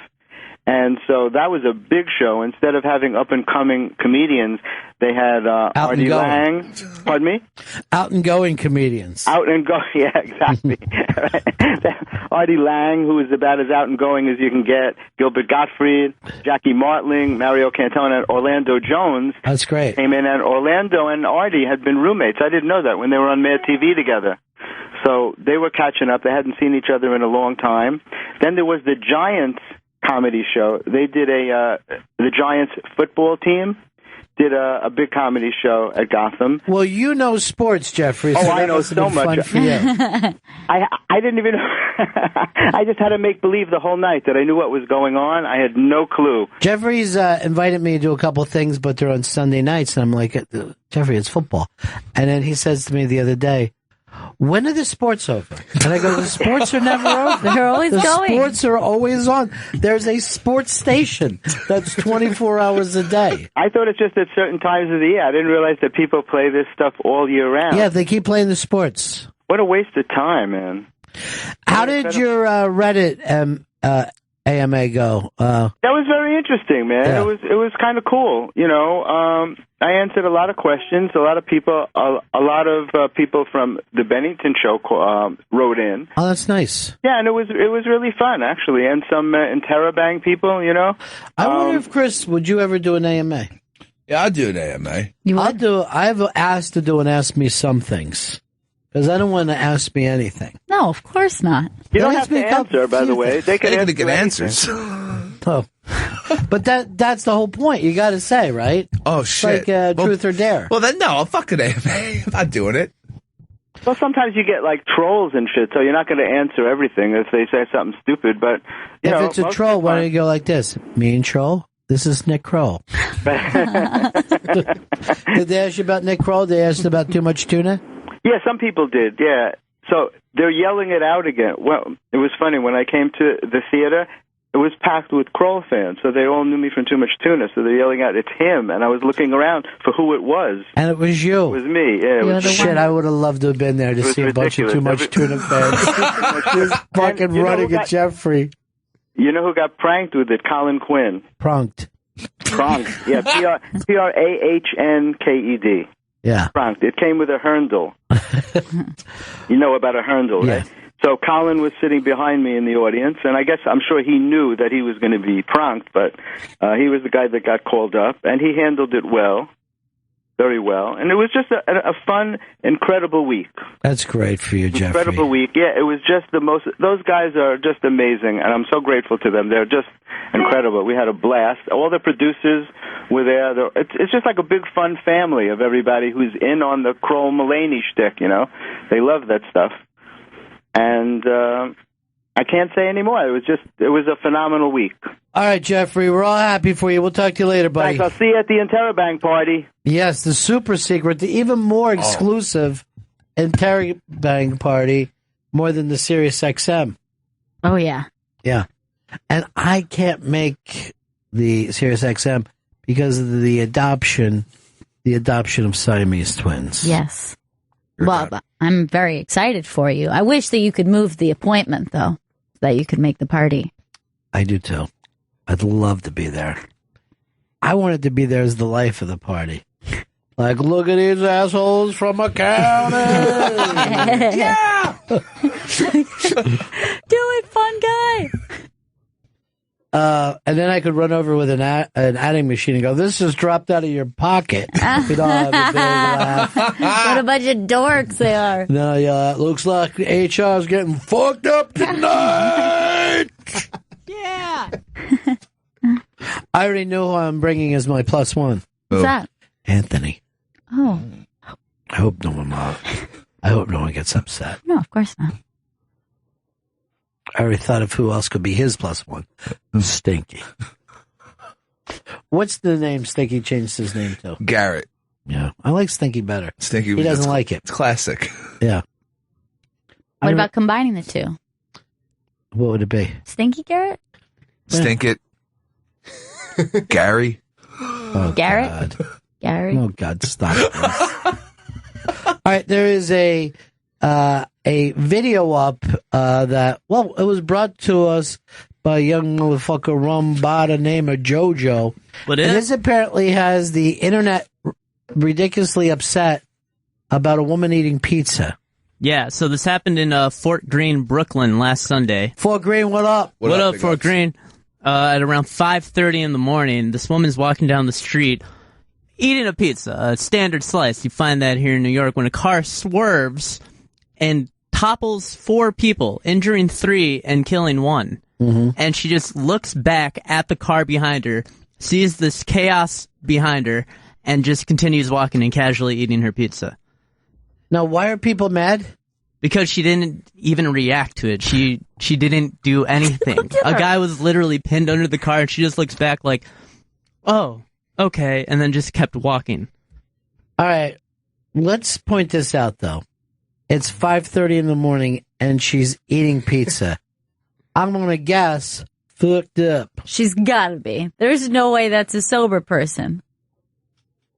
Like, it's just more just, like, it would be one thing if it was just happening around her and she didn't take note, but she turns around like, what's that about? Oh my God, someone just totally got pinned under that. I mean, a lot of crazy things you'll see here in New York City, but I assume that getting hit by a car is something that you still stop for. What are you doing, a tour? Yeah, I'm doing a tour. Fort Greene, That's what one up? of the many things you see. You don't have to be crazy to live here, but it sure helps, okay? Now, I don't understand this shit at all, though. Why would anybody be mad at her? Because she didn't help? Or she didn't put her pizza down? Yeah, that she probably didn't even think maybe I could call 911 or even just stop and just wait at least a whole 30 seconds before taking another bite. She's not a doctor. What could she have done for those people? She could have given her pizza, like, you're going to really need this. You're going to the hospital. I know one time, I think I was like 5, my mom had just made me a peanut butter and fluffernutter sandwich. And then as I was eating it, I heard a big ruckus. The neighbor's dog had been hit by a car, and everybody was in the backyard to see a dog inside a bucket because they threw it in a bucket and brought it back. And the family was upset, and I came over and was looking in the bucket while still eating my sandwich. Oh, my God. And then I said, load all the blood in there. And the dad started going crazy on me and said, you're even eating the sandwich. And I'm like, I go, I'm as upset as anyone, but I had this sandwich. I go, you don't understand the way my mom is. If she makes you something, you're not going to leave it behind. I'm eating the sandwich. I'm upset. I can do both. And he told me to get away from his dog. That's how you show your grief. It was the first time I saw a dead dog. Yeah. And the first time I ever thought that somebody would put a dead animal in a bucket and let the blood collect in there. Now, does that mean that my sandwich has to be put down? I guess, in hindsight. But I got to say this. The way that she was eating that made me think that I want a slice of that pizza. Because even 4 people getting killed doesn't make you want to put it down. Nothing could distract her at this point. I know some good pizza in Fort Greene, so I'm wondering, if it's any of the ones I'm thinking in my mind, understandable in that way. Yeah. This could be like their new slogan. Like, so good, you'll let people die for it. All right, Liz Sets Fire just tweeted this. At Bennington Show is like to work for at the iBang, please. Looks like it's 5:30 on a Sunday morning for her right now. Whoa. Is like to work for the iBang. See, maybe she meant to write Liz, or was she hoping to play a black character? But, yeah, Liz, you seem like quite the writer that you would make. Is like to work for the iBang, please. I think we should cast her. It's getting close to Christmas, so I got to be nice to Pit Doc. Pit Doc, how are you, my friend? Hi, Ronnie. Two things. First thing, speaking of things that have closed or sold out, I was wondering if you had tickets to or gone to see a play called Lazarus in New York. Well, it's only in a workshop right now, so those tickets went amazingly fast. But Mr. David Bowie has written the music for this, and it's kind of loosely based on the alien from The Man Who Fell to Earth. Oh, wow. So this seems like it would be right in my wheelhouse, but by the time I heard of it, all the tickets were gone. Yeah, I just found out about 2 nights ago, and I went online immediately, and everything was sold out. The only thing that's left is tickets for $1,000 a seat, so I said, screw that. So I had, and that's in a workshop. That's not even, It'll go to Broadway. And it doesn't mean that Bowie is going to be on stage. He may be in the back with a... He might be there. With a, a pad and a pencil going, I better change that song. That one stinks. Yeah. I don't know what I was thinking. And it's got the wife from Fargo in it, too. So. Well, the Fargo wife is fantastic. Love. Mm-hmm. Everybody loves her. One more thing, Ronnie. I normally don't call it a second time in a day, but yesterday you made a comment, and Gail made a comment that I wanted to call back, but unfortunately I had somebody come in with a heart attack. You mentioned yesterday about the zoo in New York City, and Gail said she'd never been to the zoo. Yeah. Take her to the zoo, Ron. Take her to the zoo. Gotcha, my friend. You got us. Bye. All right. Talk to you later. I think he was fishing around because he's got Lazarus tickets for me. Oh, my God. Imagine. Yeah. If that's true. I'll go crazy. I know that's it. I know he would not say that. It has to be Spit Doc. Spit Doc? That's what That's the callback that you're going to do. You never do any callbacks at all, and you're going to do Spit Doc. I love Pit Doc. He's my personal doctor. By the way, you say somebody. It's one of your fucking interns that you're supposed to be in charge of. Wrote Spit Doc. Oh. See, this is how easygoing the show has become. That he could just say, it was me. Do you know our intern used to lie and say the other intern did it? But we become so easygoing in what Chris and I call the Gail Joe age. Yeah. Well, Where we are gentle on mistakes. And that's why everyone has to work Christmas. Aww. okay. I'm Good. there. Did you plan on going to see your mother? I did, but I'm going to call her right now and tell her I have other plans. Do it on the air so I can hear her crying in Spanish. Yeah. Let's hear those Spanish tears. Unless, Christmas Eve, 3 goats come to visit me. The goat of Christmas past, goat of Christmas, and then the non-talking goat of Christmas future. What was that goat's problem? Spit it out. Well, it seemed like it was death. That's what that represented. Just death. Yeah, but death could talk once you know he's around. Can it? I believe so. I mean, if death is, it's like a being, I would think it would have vocal cords. Let's see, the only time we've known is from that play, and it doesn't, no matter what plague it is. So what are you basing your fantasy on?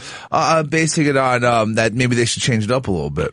Maybe if you'd like to write something, here's some paper. Use my pen. Or there's the old typewriter that I keep in the back. Love that thing. Yeah. It's manual, so be careful.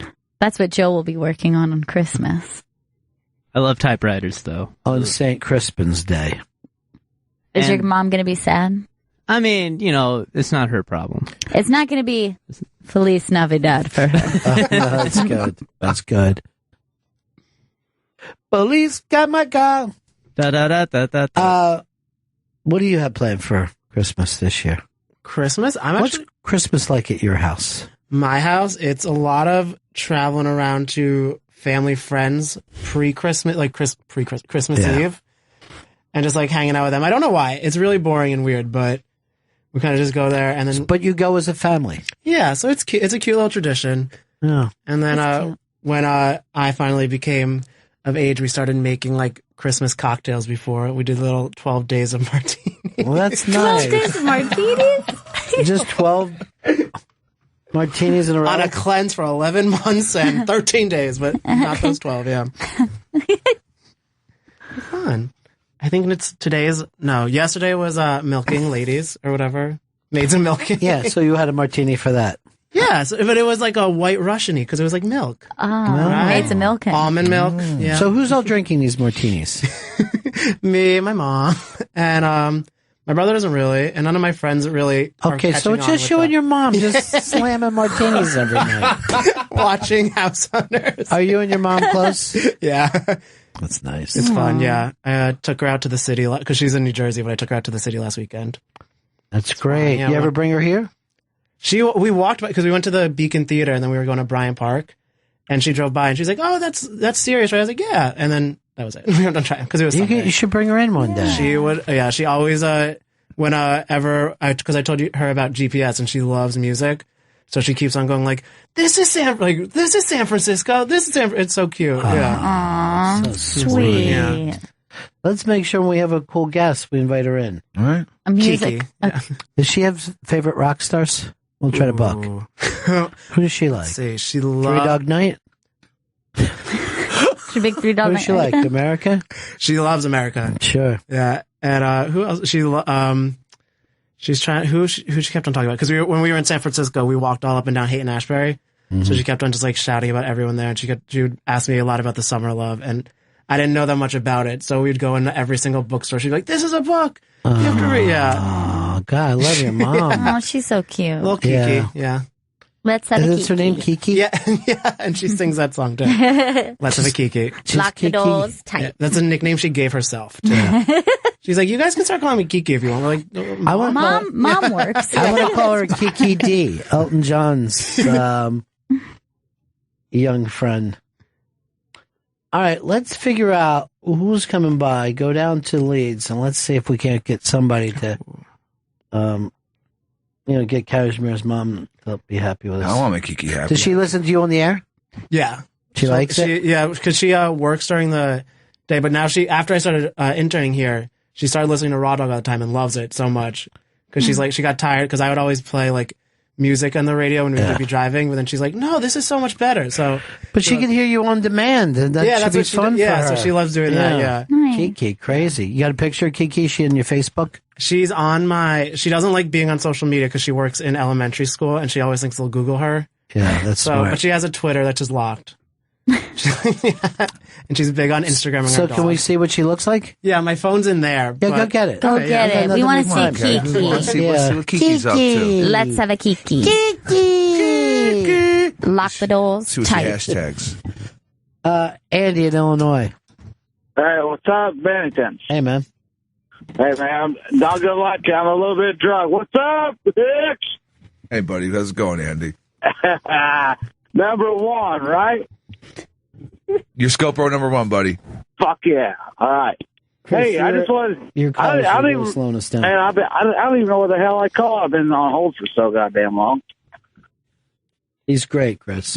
Your Scope Bros are great, dude. I know, but hey, just want old boy to know, the gay dude, he's awesome. My dad's gay. I fucking love him. I love the gays. Ooh. Is your dad single, or is that like? Oh, you don't have daddy issues. No, I'm kidding. Jack, Thank you so much. Jack in D.C. Hey, Ronnie B. First of all, greetings from the Twin Oaks Country Club here this afternoon. Fantastic. Conchester Pike represent. This is some hard scrabble shit over here, man. All right, man. Nice. Hey, what the hell is Fluffernutter? And it's got to be some good shit to have you standing over a bucket of dog guts. Well, it's just like marshmallow is the thing. Have you ever heard of it, Gail? Yeah, so it's marshmallow fluff and then peanut butter. So where one would have jelly, replace that with marshmallow fluff. That's a Fluffernutter sandwich. And I know it used to stick your mouth together, but it's something that's just for very small children. Mm-hmm. I think even by the time you're in third grade, you say, "This is much too sweet for me." Yeah. The fluff is very sweet. Yeah. All right, thanks so much for the explanation. All right, peace. And don't forget, you need a larger ratio of fluff. It's not the same amount as jelly. You're going to need a lot of fluff. That's interesting. For it not to be overly sticky. Chris, were you familiar with the Fluffernutter sandwich? I was familiar with it, but I wasn't familiar with fluff until maybe I was like 20 years old when I saw it in like some other kid's house. Yeah. But then I had a Fluffernutter sandwich. I loved it. So good. Really delicious. So, do we got Kiki? This is because I took her to Bryant Park in the shop, so we took a selfie in front of the tree there. Oh, so sweet. Kiki, motherfucker. I'm going to let you have it. Inappropriate. Somebody likes what he sees. She just got highlights. So. He loves him some Kiki. I hate that saying. That's why I'm going to try to say it as much as possible. It's your least favorite phrase is when somebody says, I love me some. Yeah.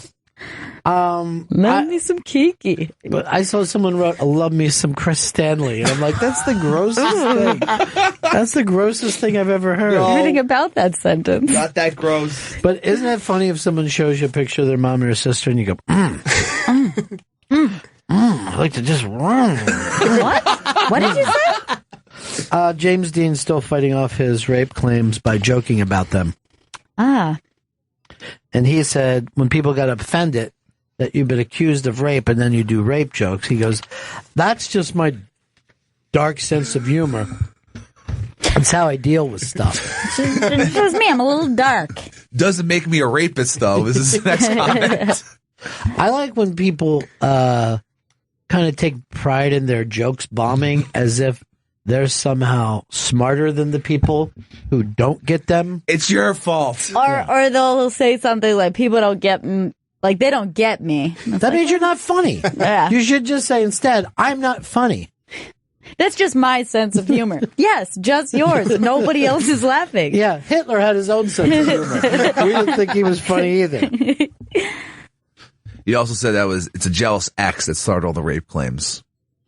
Now, yeah, that would be fine if it was one person who accused you of rape, but 9 have. And then he said that the rest of them are getting paid to say that. He doesn't. Well, the thing is, he's smart because he knows we could go, oh, sluts, porn sluts. Yeah. Can they even be raped? Yes. Or are they just okay with anything? I'm going over martinis with Kiki and Cashmere tonight. A Kiki is a party. I like it. Good taste. The booze. I'm just going to drink straight gin for the rest of the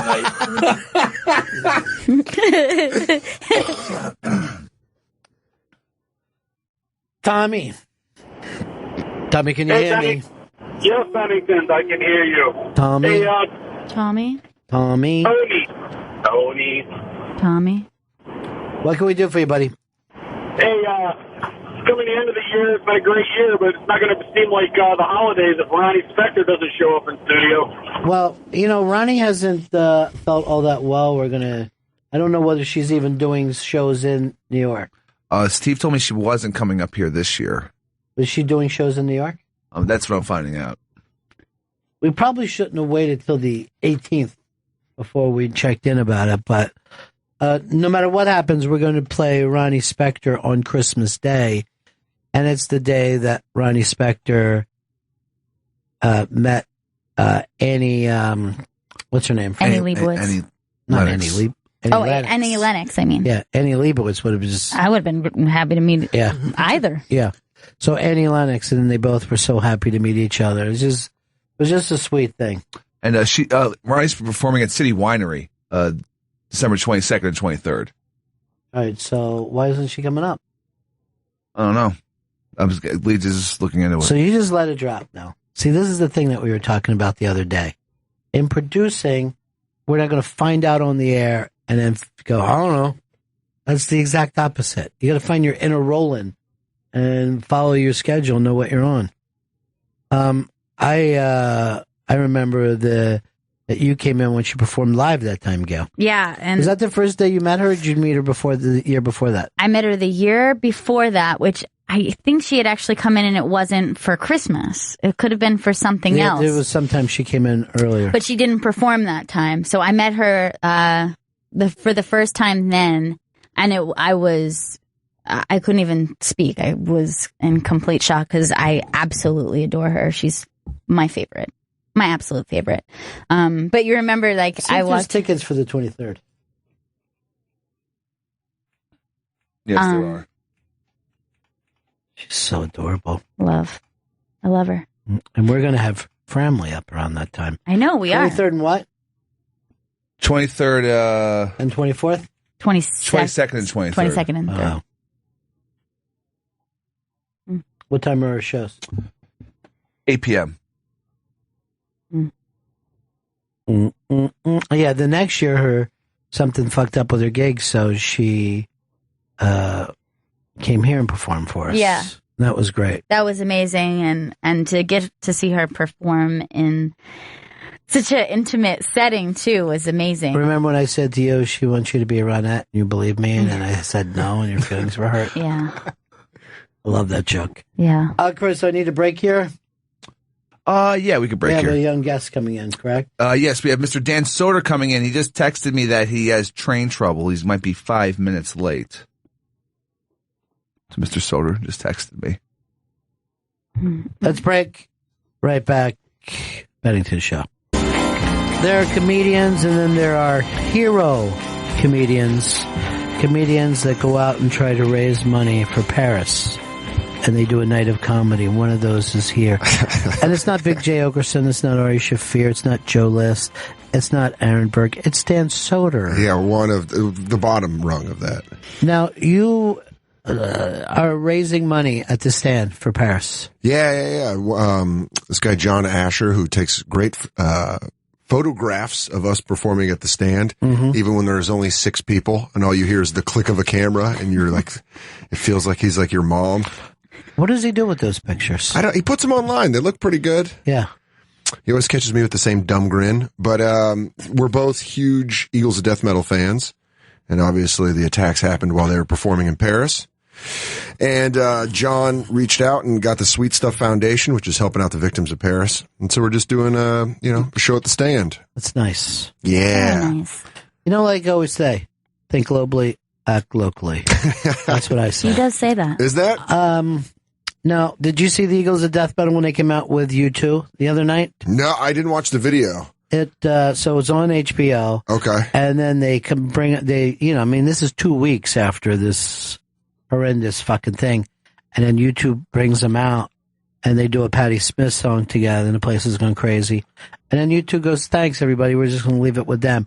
And there's Eagles of Death Metal performing That's amazing. in front of this gigantic U2 audience in Paris. Wow, that must be a bizarre experience. Because is there anyone else that can pull that large of an audience the way they do? Well, here's the deal, I think. People are always, after something happens, people are ready for those moments. I just will say this. The phones don't help that moment in time. You know what I mean? Like, I was at the John Lennon, everybody was singing his songs in the park last night, and the phone's up. Keep us all from being as connected as we used to be. Well, yeah, because no one's acknowledging each other. We're all thinking about how it's going to look in the video on our phones. I also think it keeps the people at a sing-along from singing as loudly because they don't know if they're going to end up on somene's YouTube. That's where I usually hit my pitch. I put my finger in my ear and I really go after it. You just hear yourself, love me too. You're like, what is that horrendous noise? That guy's a dick. But then it's also the people like you have on the other end of that, the people that are good at karaoke. Those people that always, they're like, Kumias. Oh, is your phone going? Let me just fucking nail this. Yes, that's the Kumias, where the 3 of them, 4:00 in the morning, will do a thing. And I brought this up to Anthony, so I'm not speaking out of school here, but he and his sister make me uncomfortable. Because they're so good at karaoke? And they sing love songs into each other's faces. So they do the Osmond thing. Yeah. They're the Osmonds, yeah. Was there, well, it was kind of like mine, but did he Joe Jackson them for a little bit? I don't know. I think maybe it was just the opposite that they escaped. They escaped that Long Island thing. To keep their family bond, they had to practice music. But each one of them is incredibly committed to the art of karaoke. That's my weakness in karaoke. I can't give an honest shit about it because I know how bad I am, and I want an excuse to not do it. Yeah. It reminds me, I never learned how to roller skate, and I remember when I go to a roller rink, you just hold on to the walls, and as you go around, that's how I always feel when I'm doing karaoke. Like I'm just grabbing the side of the wall, and I'm like, is it couples skate yet? Can I leave? But then there's a guy like Joe List who will do knee slides and just sing. Is he a good singer? Not necessarily. Okay, good. I'm glad to hear that. But he sells out when he does karaoke to the point that you get into it. Yeah. Now, Big J did the karaoke in front of a band. Yeah. And those people went crazy for him. He also, but I know a little something about Jay. I know his 4-seam fastball, and that's what he threw. He wasn't stepping in, just taking a tune. Yeah. He knew exactly where to go. He knew that. Yeah, him and Louis J. Gomez used to always work on Say It Ain't So. I remember back in the days, I don't want to go into the garage years. Right, yeah. But this was, I remember seeing them at the Fat Black Pussycat karaoke night, working that song over and over. Yeah. They trained for this. They did. And that's a good song, too, because it gets loud towards the end. There's a, yeah. And there is up. Exactly. There's the momentum builds. Yeah. Well, I know when Anthony and his sister Dawn sing, a love song looking into each other's eyes, and I see, not only do they do the karaoke and he's got the thing at his house, but then he uploads it on Periscope and I'm watching it 3 o'clock in the morning and I actually wrote, that's the way it is in their family. It's like it was like like when Arrested Development where they did Afternoon Delight. Without understanding the lyrics. Like, hey, Anthony, and I don't think you should be singing that song. They know the lyrics and they're still doing it anyway. Chris, are you much of a singer? I know. No, I've never sang karaoke. Ever? Not that I can remember. No. I would take an outside guess that you could commit though. Yeah, I'd commit, but it's going to be terrible. But in a good way. You'd be like Meatloaf. Oh, yeah. Love Meatloaf. At least looking like Meatloaf. Do a Meatloaf, too? Now, we were...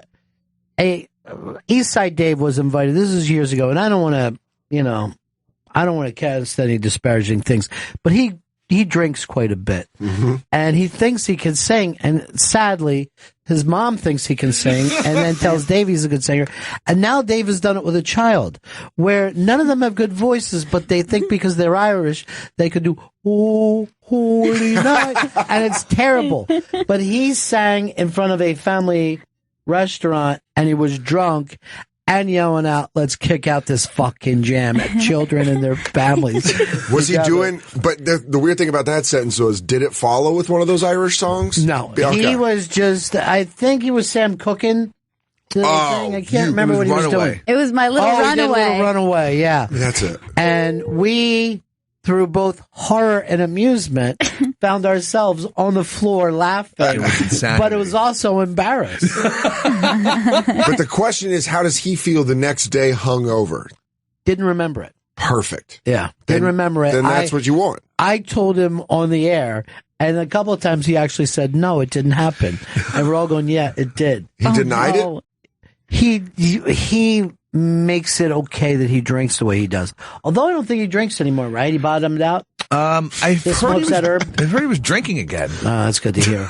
That's good to hear. I like the casualness of it. Like you guys are in a flight tower at an airport. Like, he land? Is he done yet? Well, the thing is, some people, and Chris is one of them, you can't ever see quitting. They won't. Yeah. They don't have this sense to go, oh, what I'm doing is antisocial. Yeah, what Chris does, I like it. He's like Bukowski in a way. Thanks. Yeah, he is. He is it's very just kind Bukowski. of like sloppy, but also romantic. He's like Bukowski, but minus the poetry. Yeah, that's what I'm saying. No writing. So far. None so whatsoever. Because I think Bukowski was a late in life guy. I really do. Think he just picked up the pen and went after it? But, Chris is so bad that this actually was brought up to me that he ruined the Skank show, which is almost impossible to do. Can I say, what you call ruin, I call me stoned at home watching, enjoying thoroughly. Right. I was playing Madden, shitty plugs, and I had it on, and I was like, he needs to be the fourth Skank.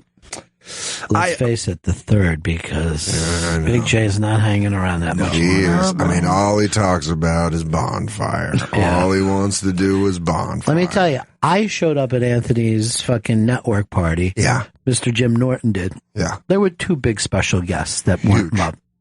Two people who, turned down the network.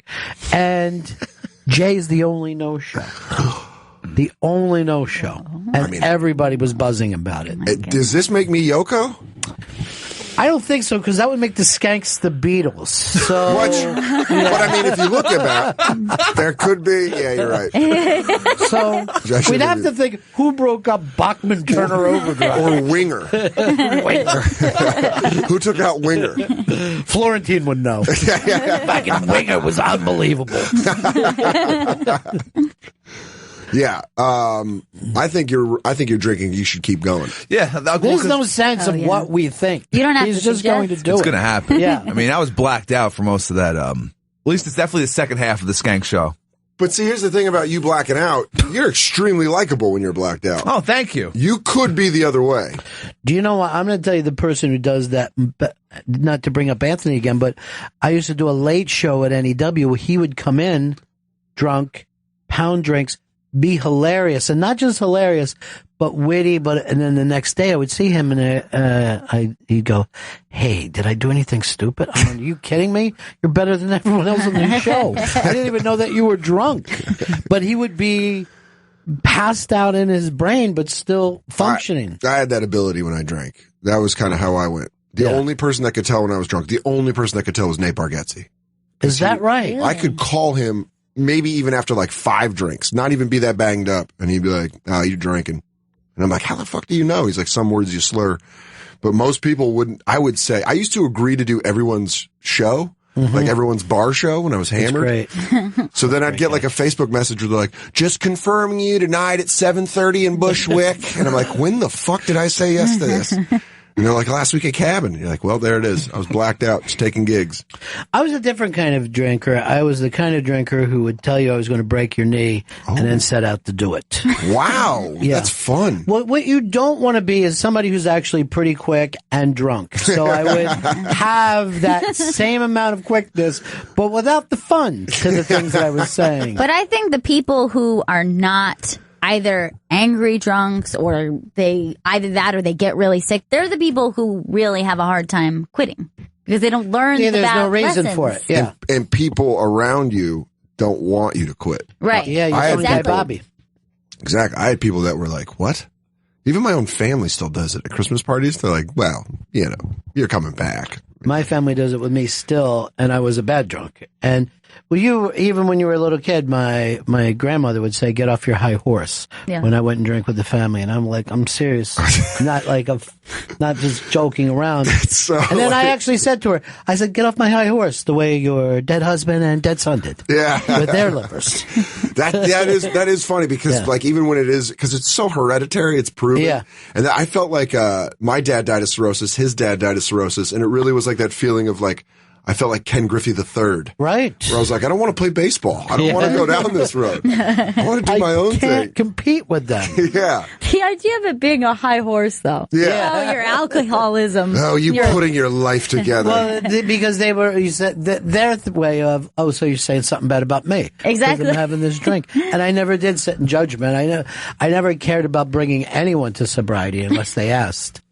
But that high horse. But I remember even when my uncle died, I thought he was, he lived a long life. He's a nice old man. And I don't think he was 40. You know what I mean? I don't think he was 40 years old.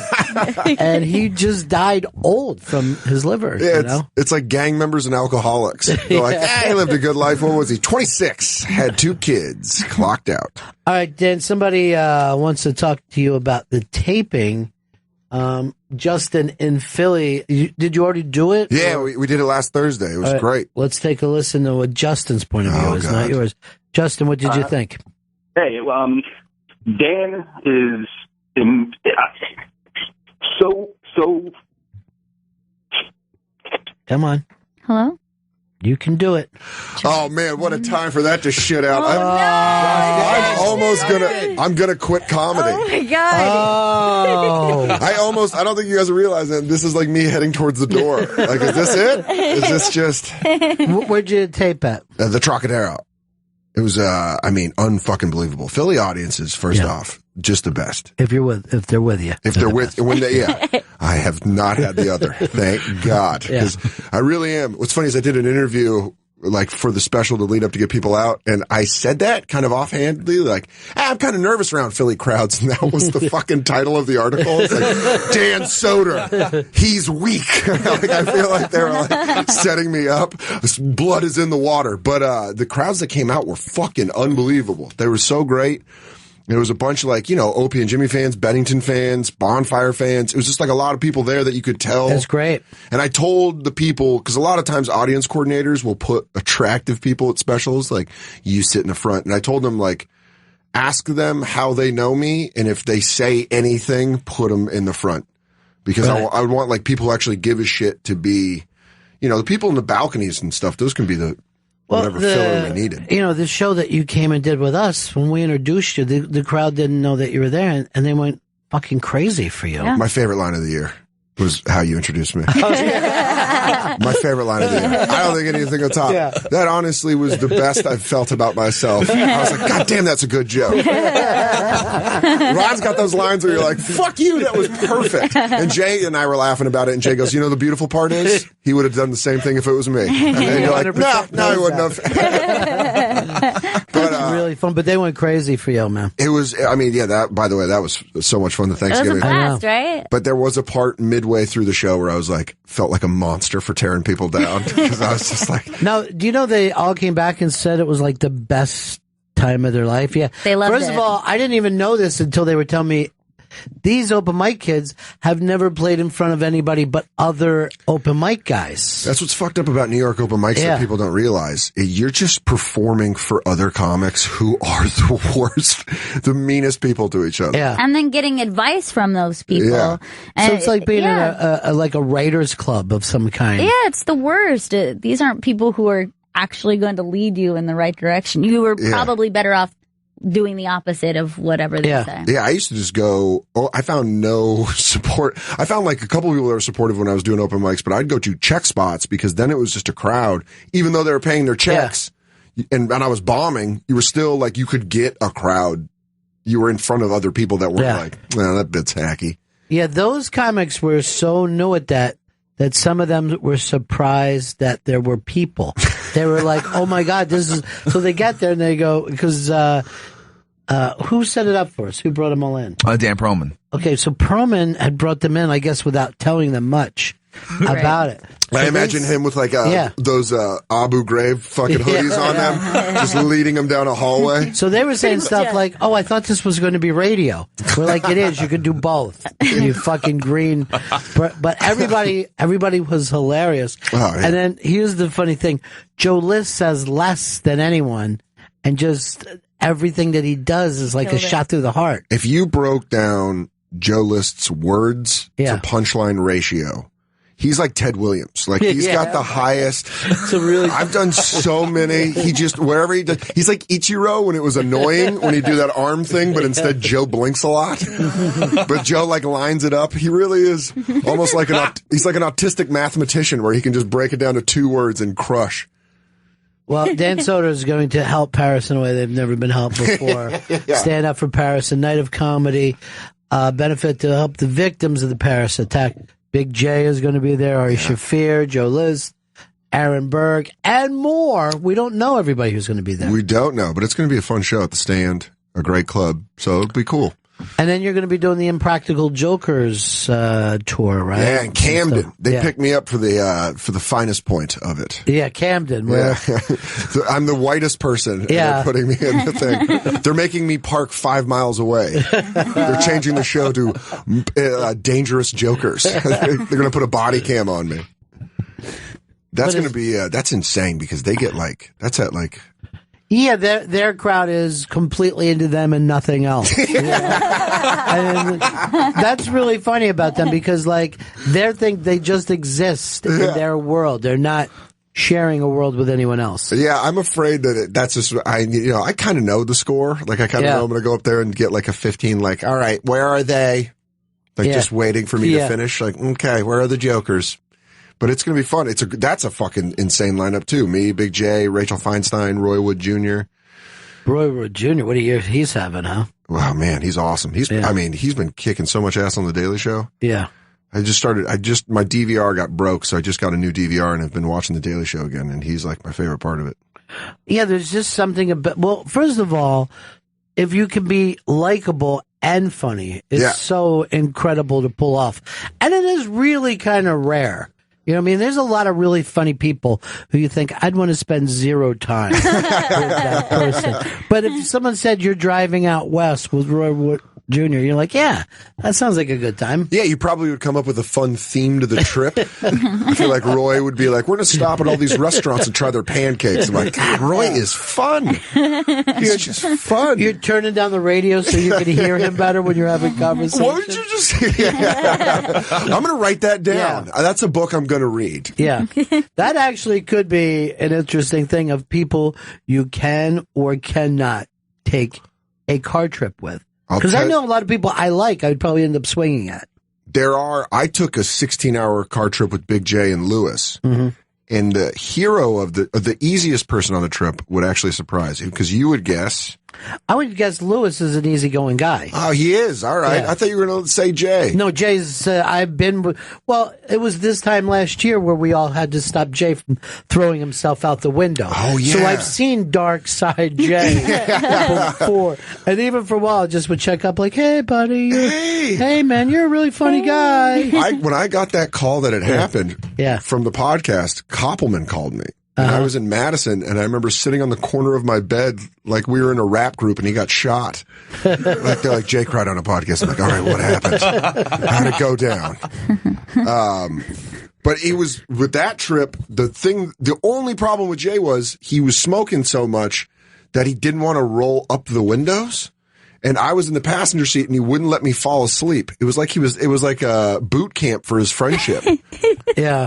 I've been with friends like that. Where I was dozing off, and he's like, don't you fall asleep. And you're like, got the wind whipping in your face and the smell of Marlboro Ultralights. And you're like, all right, Jay, I want this so bad. I want to be your friend.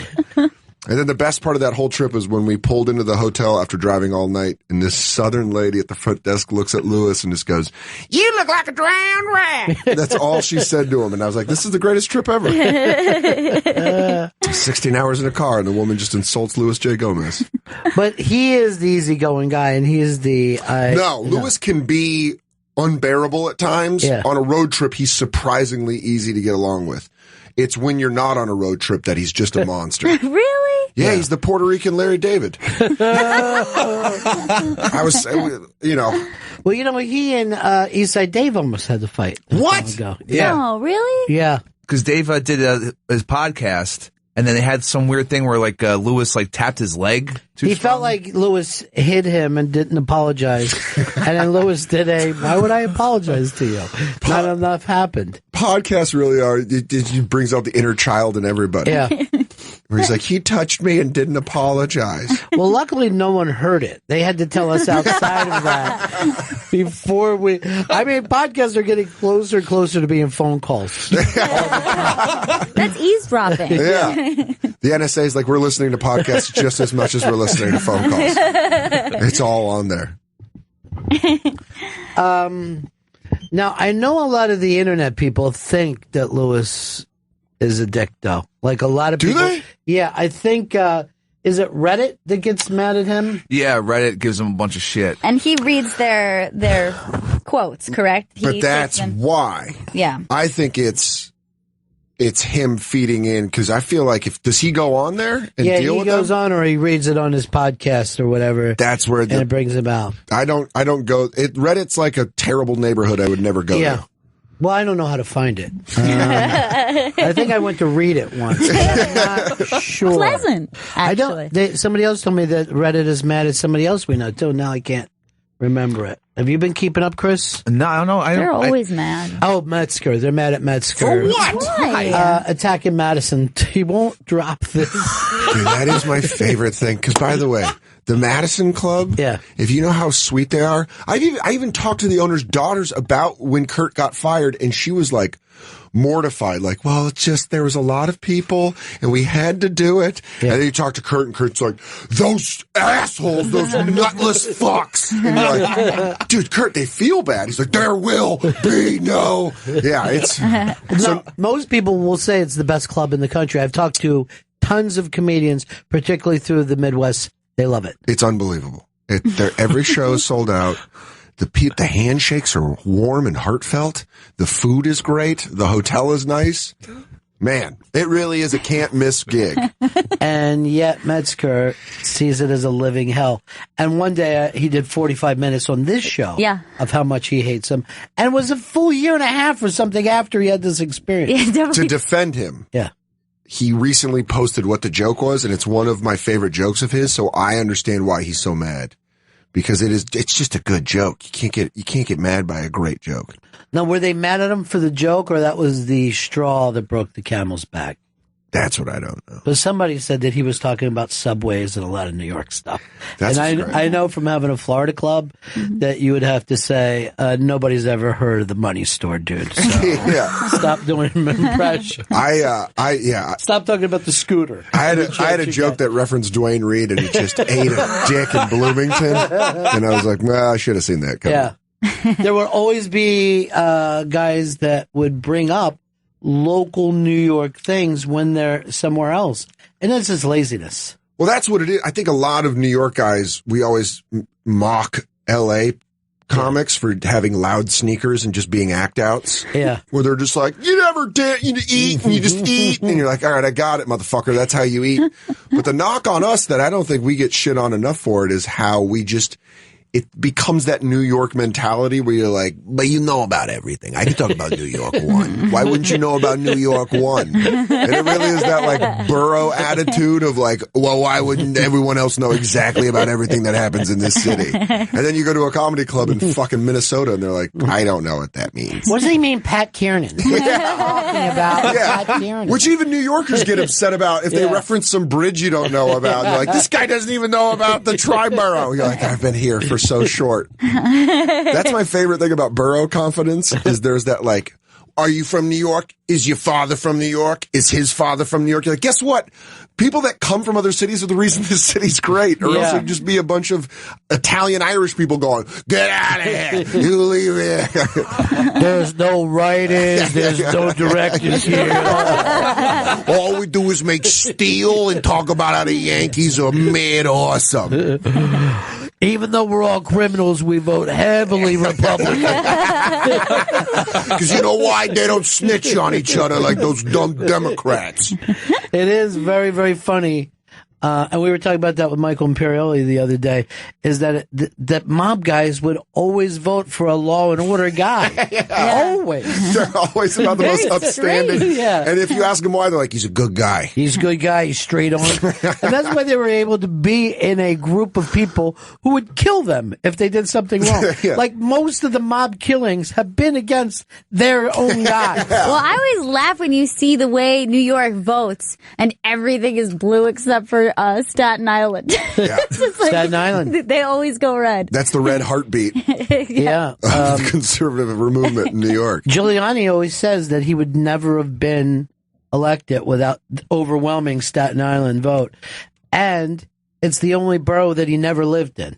He never lived there. He goes, but I hope to retire there. And I go, again with that fucking joke, dude? You're going to do it forever? That's his closer, though. Yeah. I heard Giuliani the other day use a term. He goes, but this was pre-Giuliani New York. And I go, that's not for you to use that term. That is so great. I feel like he needs to be caped over like James Brown when he says something like that. And I'm talking about a pre-Giuliani. Pre-me. Pre-me. Remember when I came in and cleaned this place up like Superman? I'll be on Staten Island. And then he was the first person to bring up, in the same conversation, 9/11. And you're like, dude, you can't be the first person. When he Just wait for it. When he ran for president in, I think, it must have been 2012. Yeah. Every time he spoke, it was like the first chord of Freebird when he would start talking about 9/11, where he'd be like, uh-oh, here we go. Did someone say terror? And then that's his hit. Yeah. You would just hear that little organ in the background. Yeah, they'd be like, he's doing it! 9/11. Hey, does everybody remember where they were on 9/11? I remember where I was. Saving a city from itself. Yeah, that's his hit. Well, you guys at the bonfire, you're loving it now. You found your groove. We found our groove, which is just Jay and I being dumb to each other. That's great, man. It really is to the point. And you're like, you're an expert on this, but we just feel like we're getting away with something. Yes, here everyone gets away with something. Yeah, but that feeling of like we come in and then Jay and I'll have a moment where we're leaving in the lobby. We're like, so that was work? Yeah. And he's like, see you Wednesday. Right. And then we just leave. We're like, all right, see you later. But yeah, it's awesome. Show prep is getting high and playing PlayStation at his house and then taking the train together. Now, that's another thing with you guys. When you start to prep like that, since you're both comics, yeah, do you worry who's going to run off and turn this into a stand-up bit? I don't think we do that. I think we separate it. Yeah. So it's really whatever we just talk about, let's talk about. I mean, I think if there was something where you're like, one of us would probably ask, like, I think I'm going to do that as a bit. Mm-hmm. I think we'd be fine with it. Because again, it's really just us 2 hours bullshitting, which is the easiest. No, you know you're getting a new boss, right? No. The new guy is signed on as head of comedy. Who? Well, I think he had something to do with bringing you guys in. What's his name, Chris? Jack Vaughn. Big Jack Vaughn. Yeah. He used to be at Comedy Central Records. Yeah. Yeah, okay. So this could really work out well for you guys. Oh, cool. Maybe we can get that hyperbaric chamber that I want in the studio. Just take you naps. Need to heal while you sleep. I do. Not just sleep, but heal. Jay and I are going to do an HGH program over the next year, and we're going to get so jacked. Yeah. Jay's just going to be super muscular, and so am I. It's going to be great. All right, I just got a text back from Ileana Douglas. Oh. Free for dinner. Really? I'm just writing back who's paying, and we all know the dance begins here. Add a winky face. Yeah. Add a winky face. Should I? Yeah. I would add, I say I'm not good with emojis, so I just add like a ha-ha to soften it. Chris, you ever use an emoji or? I never use emojis, but I have found myself in emails using exclamation points to make people think that I'm like happy and not threatening or pissed. Every one of my Avails emails to a comedy club starts with, hey, what's up? And then it's the period, because I feel like that's like a fun, I'm going to ask you for something. Does it work for you guys? I feel like it definitely works better than not putting any punctuation. Yes. It definitely works better than no punctuation. I'll tell you this, it doesn't work. I think it doesn't work. The seller used to do it off voicemail, where you'd call in, and I feel like I got that grandma tone down, where I can call in and sound like a sweet grandson, and I felt like that helped me more than email. Than being pumped up about it. Yeah, being like, hi, just like that sweet, like, I'm here and I love you. Like that. Email, it's harder to do. And sometimes I hit with an all caps on a word to make it really pop. I don't usually use all caps. I don't think that would work for him. That would come off as yelling People for him. are But the intimidated by Chris because of the drinking. And, well, you also mumble quickly and move on. Yeah, you're like a fired detective. Yeah. Thank you. Like you definitely still have your service weapon on you. Because one booking department person said, like, Chris is a real asshole, huh? And I was... To who? I believe it was to Fez at the time. This is when does Chris like me? Is he mad at me? First of all, you're not an asshole. Who said it? It was Laura from booking. Well, she's the asshole. Yeah, I know. She was the asshole. She was really nice. So that got you started with the exclamation point. Yeah, so then I said, I guess I had to start putting exclamation points in all my emails. Well, here's the thing I will say, and it's not fair that we're forced to punctuate on their schedule, but the difference between responding to an email and saying, okay, thanks, versus, okay, thanks. It's like, oh, they're happy about this thing, or it doesn't mean much to them. For some reason, Right. that's Okay. the big difference, I completely particularly agree. with a thanks. Yeah, you nail it. You end it. You stick that landing with an exclamation point, and it looks like you're just writhing your hands ready to go. No, do you write best regards, Chris, at the bottom? No, I'll put a dash, Chris. Yeah, that's a good one. I'll tell you where I'm at. I'll let you know how the difference between like formal and familiar for me is if I just go with Soder. That's familiar. Right. That's like that. we're friends. Call me Soder. And if not, it's Mr. Soder. It's Mr. Dan. Yeah. Mr. Dan. I sound like a shitty stripper. I'm Mr. Dan. Jeremy Coleman, and I've stole this from him when dealing with business people, would write cheers at the bottom. Yes. Which almost means we're making fun of the fact that we're writing an email back and forth. Don't like cheers. Don't like it. Don't like cheers because when I used to drink and I would be in Brooklyn at like some kind of bougie bar, they would always it would be a guy like, all right, cheers, mate. Or they'd say something like that. You're like, you're a fucking white dude from Indiana. Yeah. You're not from fucking Buckingham Palace. But I think it could be cheers in a different way of making your way in the world today takes everything you got. Which I don't know if that reruns anywhere anymore. It should be on constant. There should be a Cheers channel. Well, there's not enough room because Seinfeld and Friends take up every rerun. But if you think about if they just did a channel of a 2-hour block of Seinfeld, 2-hour block of Friends, 2-hour block of Cheers, then a 2-hour block of Frasier, you could have a whole channel. Actually, it's pretty true. That Frasier is better than we remember. I mean, if you go back and watch it, you're like, it's got everything. Yeah. Let's forget, they won about 9 Emmys. Yeah. That is I didn't get it, and I still kind of don't. No, here's where Frasier was the breakthrough. The obvious choice would be have his brother as a regular guy, but he was more Frasier-y than Frasier. Yeah, so Niles? Love Niles. Yeah, but it's almost like, hey, Frasier seems butch around this gang. Yeah. That's what it was. Yeah. It was, you know what it was? It was like a good recipe where they were like, we got to show that he's not the biggest fancy pants, but then let's have his dad with his dog to counterbalance everything. Yeah. It's almost like when I met Joe's brother, and Joe's brother went, I go, hey, so what do you do? And he's like, please, I work in an envelope factory. He goes, he's the creative guy. He's the, the wild guy. And I'm going, Joe is the creative guy? Compared to my brothers, yeah. How does he work in an envelope factory? It never seemed like a job. What do you do in an envelope? It's a robot's job at this point. It doesn't seem like an American's job. No, it doesn't seem like an American's. I'm just excited that we have an envelope factory in this country. He just pushes down the envelopes and shuts the box. They're like, guys, he's a friend of the owners. We got to keep him on. What does he do there at Envelope World? He works in supply chain and management. So getting, envelopes from point A to point B and all the logistics in between. I got to go down to the licking station because something just went awry. I don't know. All the glue's spilled everywhere. It's the only company in America where they can't email. There's no email on That's the taboo thing? Yeah. No They email just sent the policy. letter. Don't say the E word. Dude, if you get caught checking email, they're going to fire you. Yes. Yeah, really. Do you even know the last time you got a letter? No, the only time I get a letter in the mail from someone who is a person is to get an invitation to a wedding. That's it. But that is the only time that it happens. Or a birth announcement. But not even. Yeah, more. I have never even got those. I get on Facebook. Yeah. The only time that I get from a human person that I know. It would be kind of rude if someone emails you a wedding announcement, isn't it? They still do a formal. Go tell you this? Yeah. Kind of prefer an email. For a wedding? Because let me tell you what happens. They send you a save the date magnet. Yep. That inevitably goes on the fridge. So I remember that this is a wedding. But here's what happens. I never take the goddamn thing off the refrigerator. So 7 years pass by. And on my refrigerator right now, I currently got 2 divorces up there. Wow.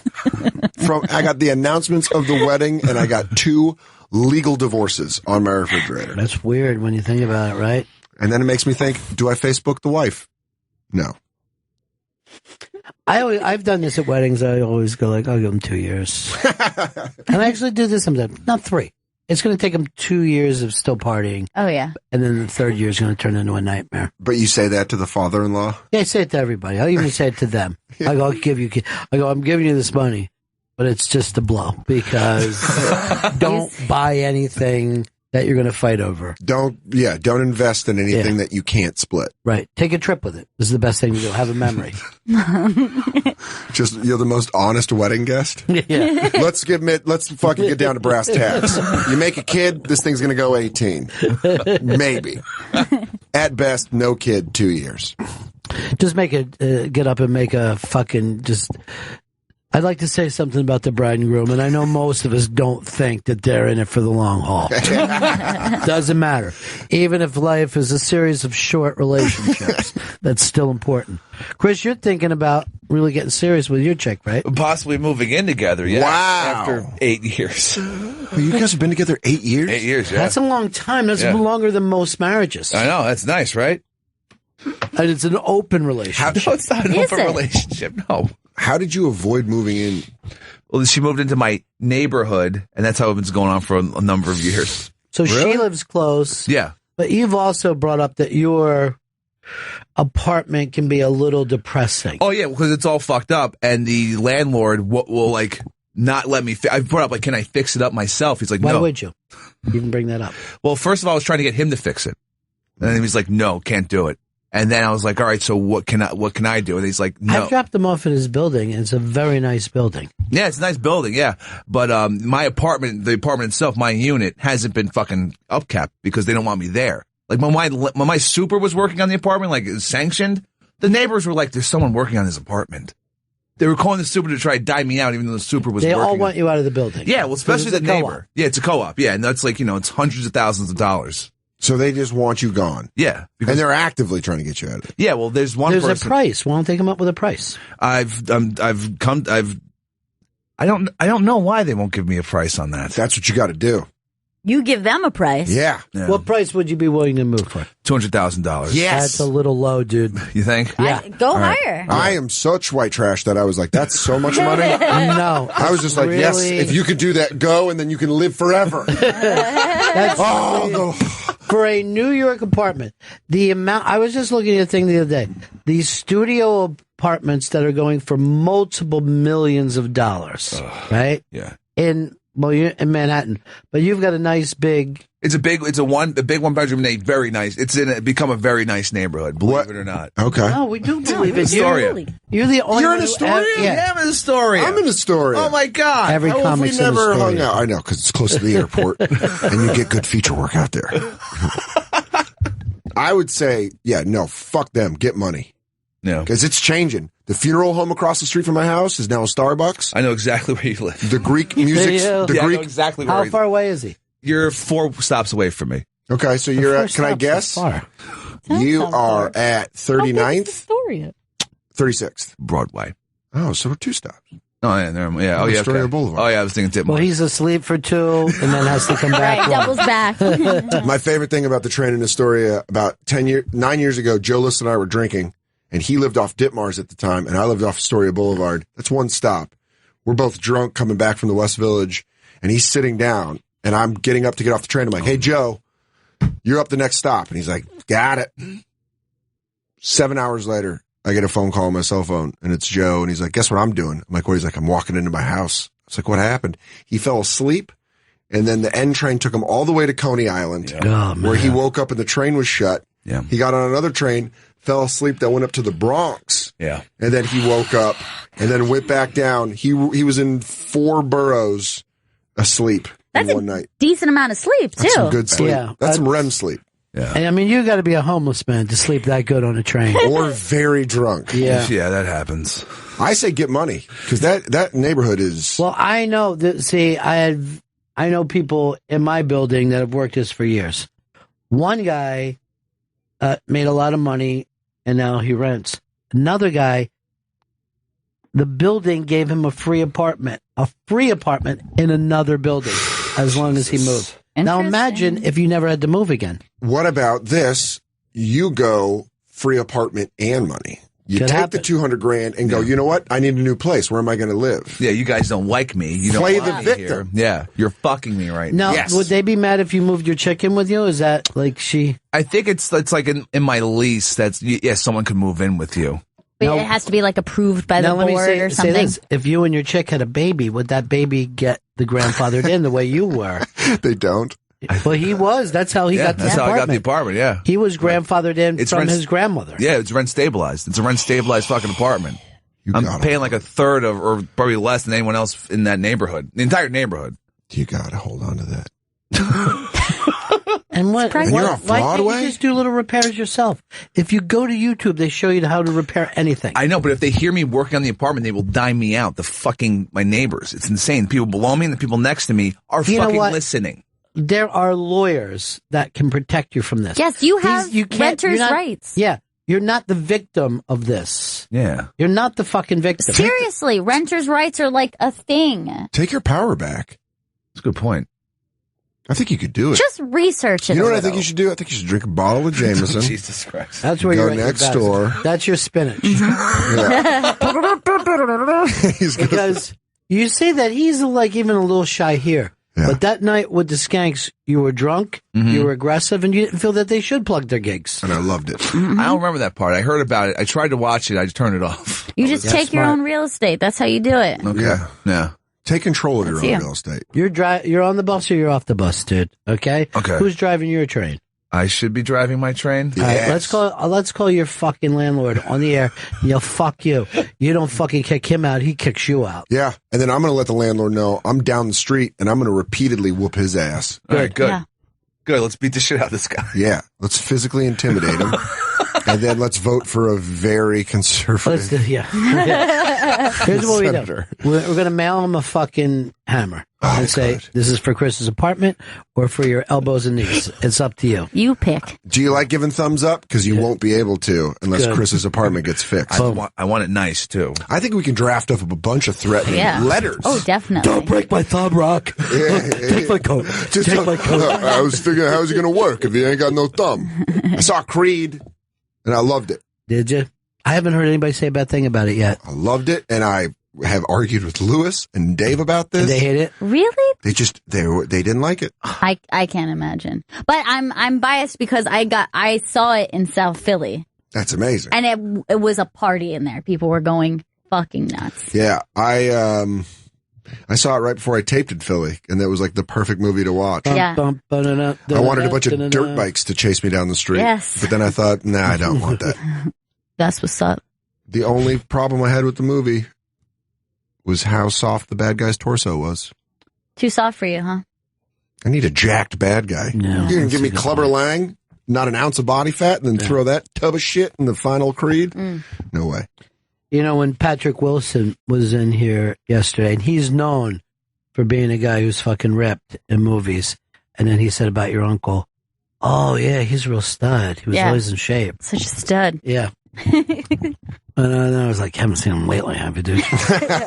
He's not in show business. He doesn't quite care as much anymore. Kyle has some advice for Chris here. Oh, good. Go ahead, Kyle. That Chris, if you take that buyout, you'll be fucking dead in a week. Don't listen to these guys. Stay right where you are. Definitely piss a lot of money away pretty quickly. Oh, you would, but what a fun way to piss it away. You should come down to Camden. Hang out with us. Oh, yeah. I'll come down to the Practical Joker show. It's happening Sunday. Saturday, December 19th at the BB&T Pavilion in Camden, New Jersey. Ticketmaster.com for What's tickets. the date on that? You slurred through it? Saturday, December 19th. Perfect. Nailing it. Perfect. And dance performing this Sunday, December 13th at Stand Up for Paris. A night of comedy for the Sweet Stuff Foundation. A benefit to help the victims of the Paris attacks. Also performing are Big J. Ogerson, Ari Shafir, Joe List, Aaron Berg, Casey Balsham, and more. TheStandNYC.com for tickets. It's great. And they're actually going to have a moment of silence at the exact time that the attack took place. Oh, is that right? I have no idea. Yeah. That's pretty cool, though. Yeah, it's pretty nice. They'll just be like this. And now it starts. I'm going to do it in a segue in between jokes. I'd be like, and that's my dick. All right. Now in the moment of silence, everybody. Silence. Long moment of silence. Don't get nervous and giggle. That's fucking stupid. Be a man. Don't woo at the end. Yeah. Or in the middle. Yeah. Remember that they did a moment of silence in Madison Square Garden, and you just hear some dude go, "Let's go Rangers!" Right during the moment of silence. That is fucking... And Stop it! You actually see hockey players look up like, what the fuck is What the wrong? fuck, guy? Making me look like an asshole. I mean, they are fans. They're fanatics. Yeah. Is that the time to be a fan? I think it is. There's always time. Then, so, what is it? This is the Rangers guy. What do I... who are you, rat, where you have to put up each thing that we're talking about? Fucking after a while. When I do that podcast, I'm going, oh, now we're stopping while we watch this thing I referenced perfectly. No more. Yeah. No more. Now we have to see it in real time and see that maybe I blew it out of proportion. I said it. Embellished it for the sake of comedy. Yeah. Right, I'm looking at this. None of the hockey players were looking up. He was breaking down tape like a shitty John Madden. Oh, it didn't go that way. Here's what you gotta do. John Madden. Is he still alive? He's still alive, He's right? still alive, but I don't think he's well. They said that for some reason his fingernails are very thick. I don't know what that. What does that mean? Well, I can't mean that. What kind of Viking medicine is that? His winter is near. His fingernails are thick. Well, he's been retired a long time too. A long time. Yeah. I was hoping they were going to do on the 25th anniversary of Madden. I was hoping they were going to scoop him into a VO booth and have him say the new names of players. I know, I loved that when he was doing it. It was great. But what they could do is when they know he's on his deathbed, they put him on the cover of Madden. Oh, keep the curse alive. Yes. Perfect. Curse alive. I wonder if doctors take pictures of him and then break him down the way he used to with gay things. And they just draw on it. Look at this great big guy right here. Look at that. Great big lunch bucket guy. None of this shit was ever even good or interesting. My name is Ralph Madden, and that's my father, and you're offending me. Was he the one who always said bread box? Always saying the bread box? Look at the way he ties his shoes. Like he's got to tie him on the side. He's too fat to tie him dead on. Yeah. This is a guy. That's what he always would just start a sentence with. Yeah, he didn't know where he was going with it. It's a big old muddy, big guy, big ham eater. Yeah, with Pat Summerall, it was just a perfect combination of apathetic alcoholic and just jovial fat guy. Pat was an amazing alcoholic and actually told this story on the show before that he's on an airplane and he got sick, got bad cough and puked up a piece of his own fucking liver. He coughed it back up somehow.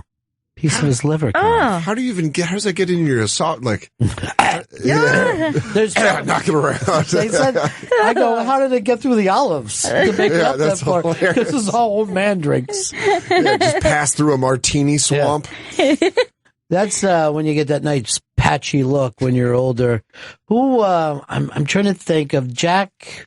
All right. Well, his son does the play-by-play now for Joe Buck. All right, his dad, Jack Buck. Right? Yeah. He came on my show in Florida many, many years ago, and I was doing a morning show, and he's like, "What is this? A dry show? You don't have anything to drink?" And we all laughed. It's like 7:00. He goes, "Did we get that drink yet?" We had to send somebody out to get him a fucking drink so I could settle in. Oh my god! And do the fucking show. That's what it is. Old, they talk about badasses. That generation of being like tough, but they're hammered half the time. Yeah, that's how tough they are. Yeah. That's why World War II never bothered him. Yeah. Oh, I barely remember that. I remember we found a bunch of Jew bodies somewhere. Yeah. There was sand, a bunch of dead Jews, and then I came home. I don't really remember it. I remember the flight back being a little bumpy. Your mom and I never had a fight. I've been drunk. I never had any dreams to begin with. So it's not like they've been crying. They're just drinking no matter where they're at. They're like, this is great, huh? But that's what it was. That's how it made it so everything's so bearable. They're like, our electricity's out, so you know what we did? We went out in the street and got hammered. I used to live in a factory town, and as our school bus was going on, you'd see bars outside of the factory that would just be loaded with dudes before they went in, because they had to operate a crane all day. They had to be good and toasted to do it. Of course. Their lives were just so fucking hard that they had to drink. And what's insane is to think that the whole do not drink alcohol and operate heavy machinery is only about 35 years old. That's not an old-timey sentence. That's like, in the 80s, that was a progressive thing. Yeah. Like, warn people if you're going to operate a crane and you've had 15 beers. You have to actually point it out to someone. If you're working with molten steel, putting it in a little bucket.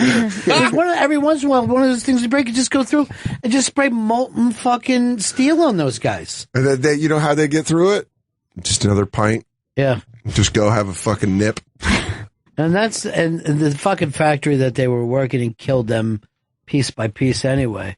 So you'd see those dudes, and these are guys like my friends' dads and all, and they'd just be like, you would go over their house and you would just like see a dark room and then you see a light from a cigarette. No fucking TV on, no radio. Just a dude sitting in the dark. Just alone with his drunk thoughts. Yeah. And of course, he was 37. Yeah. Fuck, I've seen too much. Yeah, you don't want to know. How old, sir? Mr. Mitchell, how old are you? 35. I had Jake when I was 19. I'm the fucking same age as Keith Richards. Bad day? Yeah, they were all bad days. They're all bad days. That's why Keith is still alive, because he's got that old-timey mentality of getting through it. Yeah. He just stays fucked up. He doesn't change the oil. Yeah. Those guys, they just didn't give a fuck. Well, especially coming out of England where you couldn't show any emotion whatsoever. You know, you're just like, Mom died last night. Play it down. So I'll be doing her mopping today. The apathy with what you said, it was so perfect. Mom died. I think I'm going to go have another pint. All right, we got to wrap this one up. We're at the end. Always great to see Dan Soder. Thank you for having me on. I forgot to add, I'm also going to be at Zany's in Nashville. Jesus, that's a big gig. That's a big gig this Friday and Saturday at Nashville, in Nashville at Zany's. Go to nashville.zanies.com for tickets. And Dan's performing this Sunday, December 13th at Stand Up for Paris, a night of comedy for the Sweet Stuff Foundation, a benefit to help the victims of the Paris attacks. Also performing at that show are Big J. Okerson, Ari Shafir, Joe List, Aaron Berg, Casey Balsham, and more. Go to thestandnyc.com for tickets on Sunday. And Dan will also be performing at the Impractical Jokers show, Saturday, December 19th at the BB&T Pavilion in Camden, New Jersey. Go to Ticketmaster.com for tickets. And on Twitter, it's at Dan Soder. You all are angels. We are. And you know what? Sweet voice angels. We'll see everybody again in 1974. Ladies and gentlemen, the evening is over. We hope you all enjoyed yourselves, and we'll see you all again in 1974. Good evening!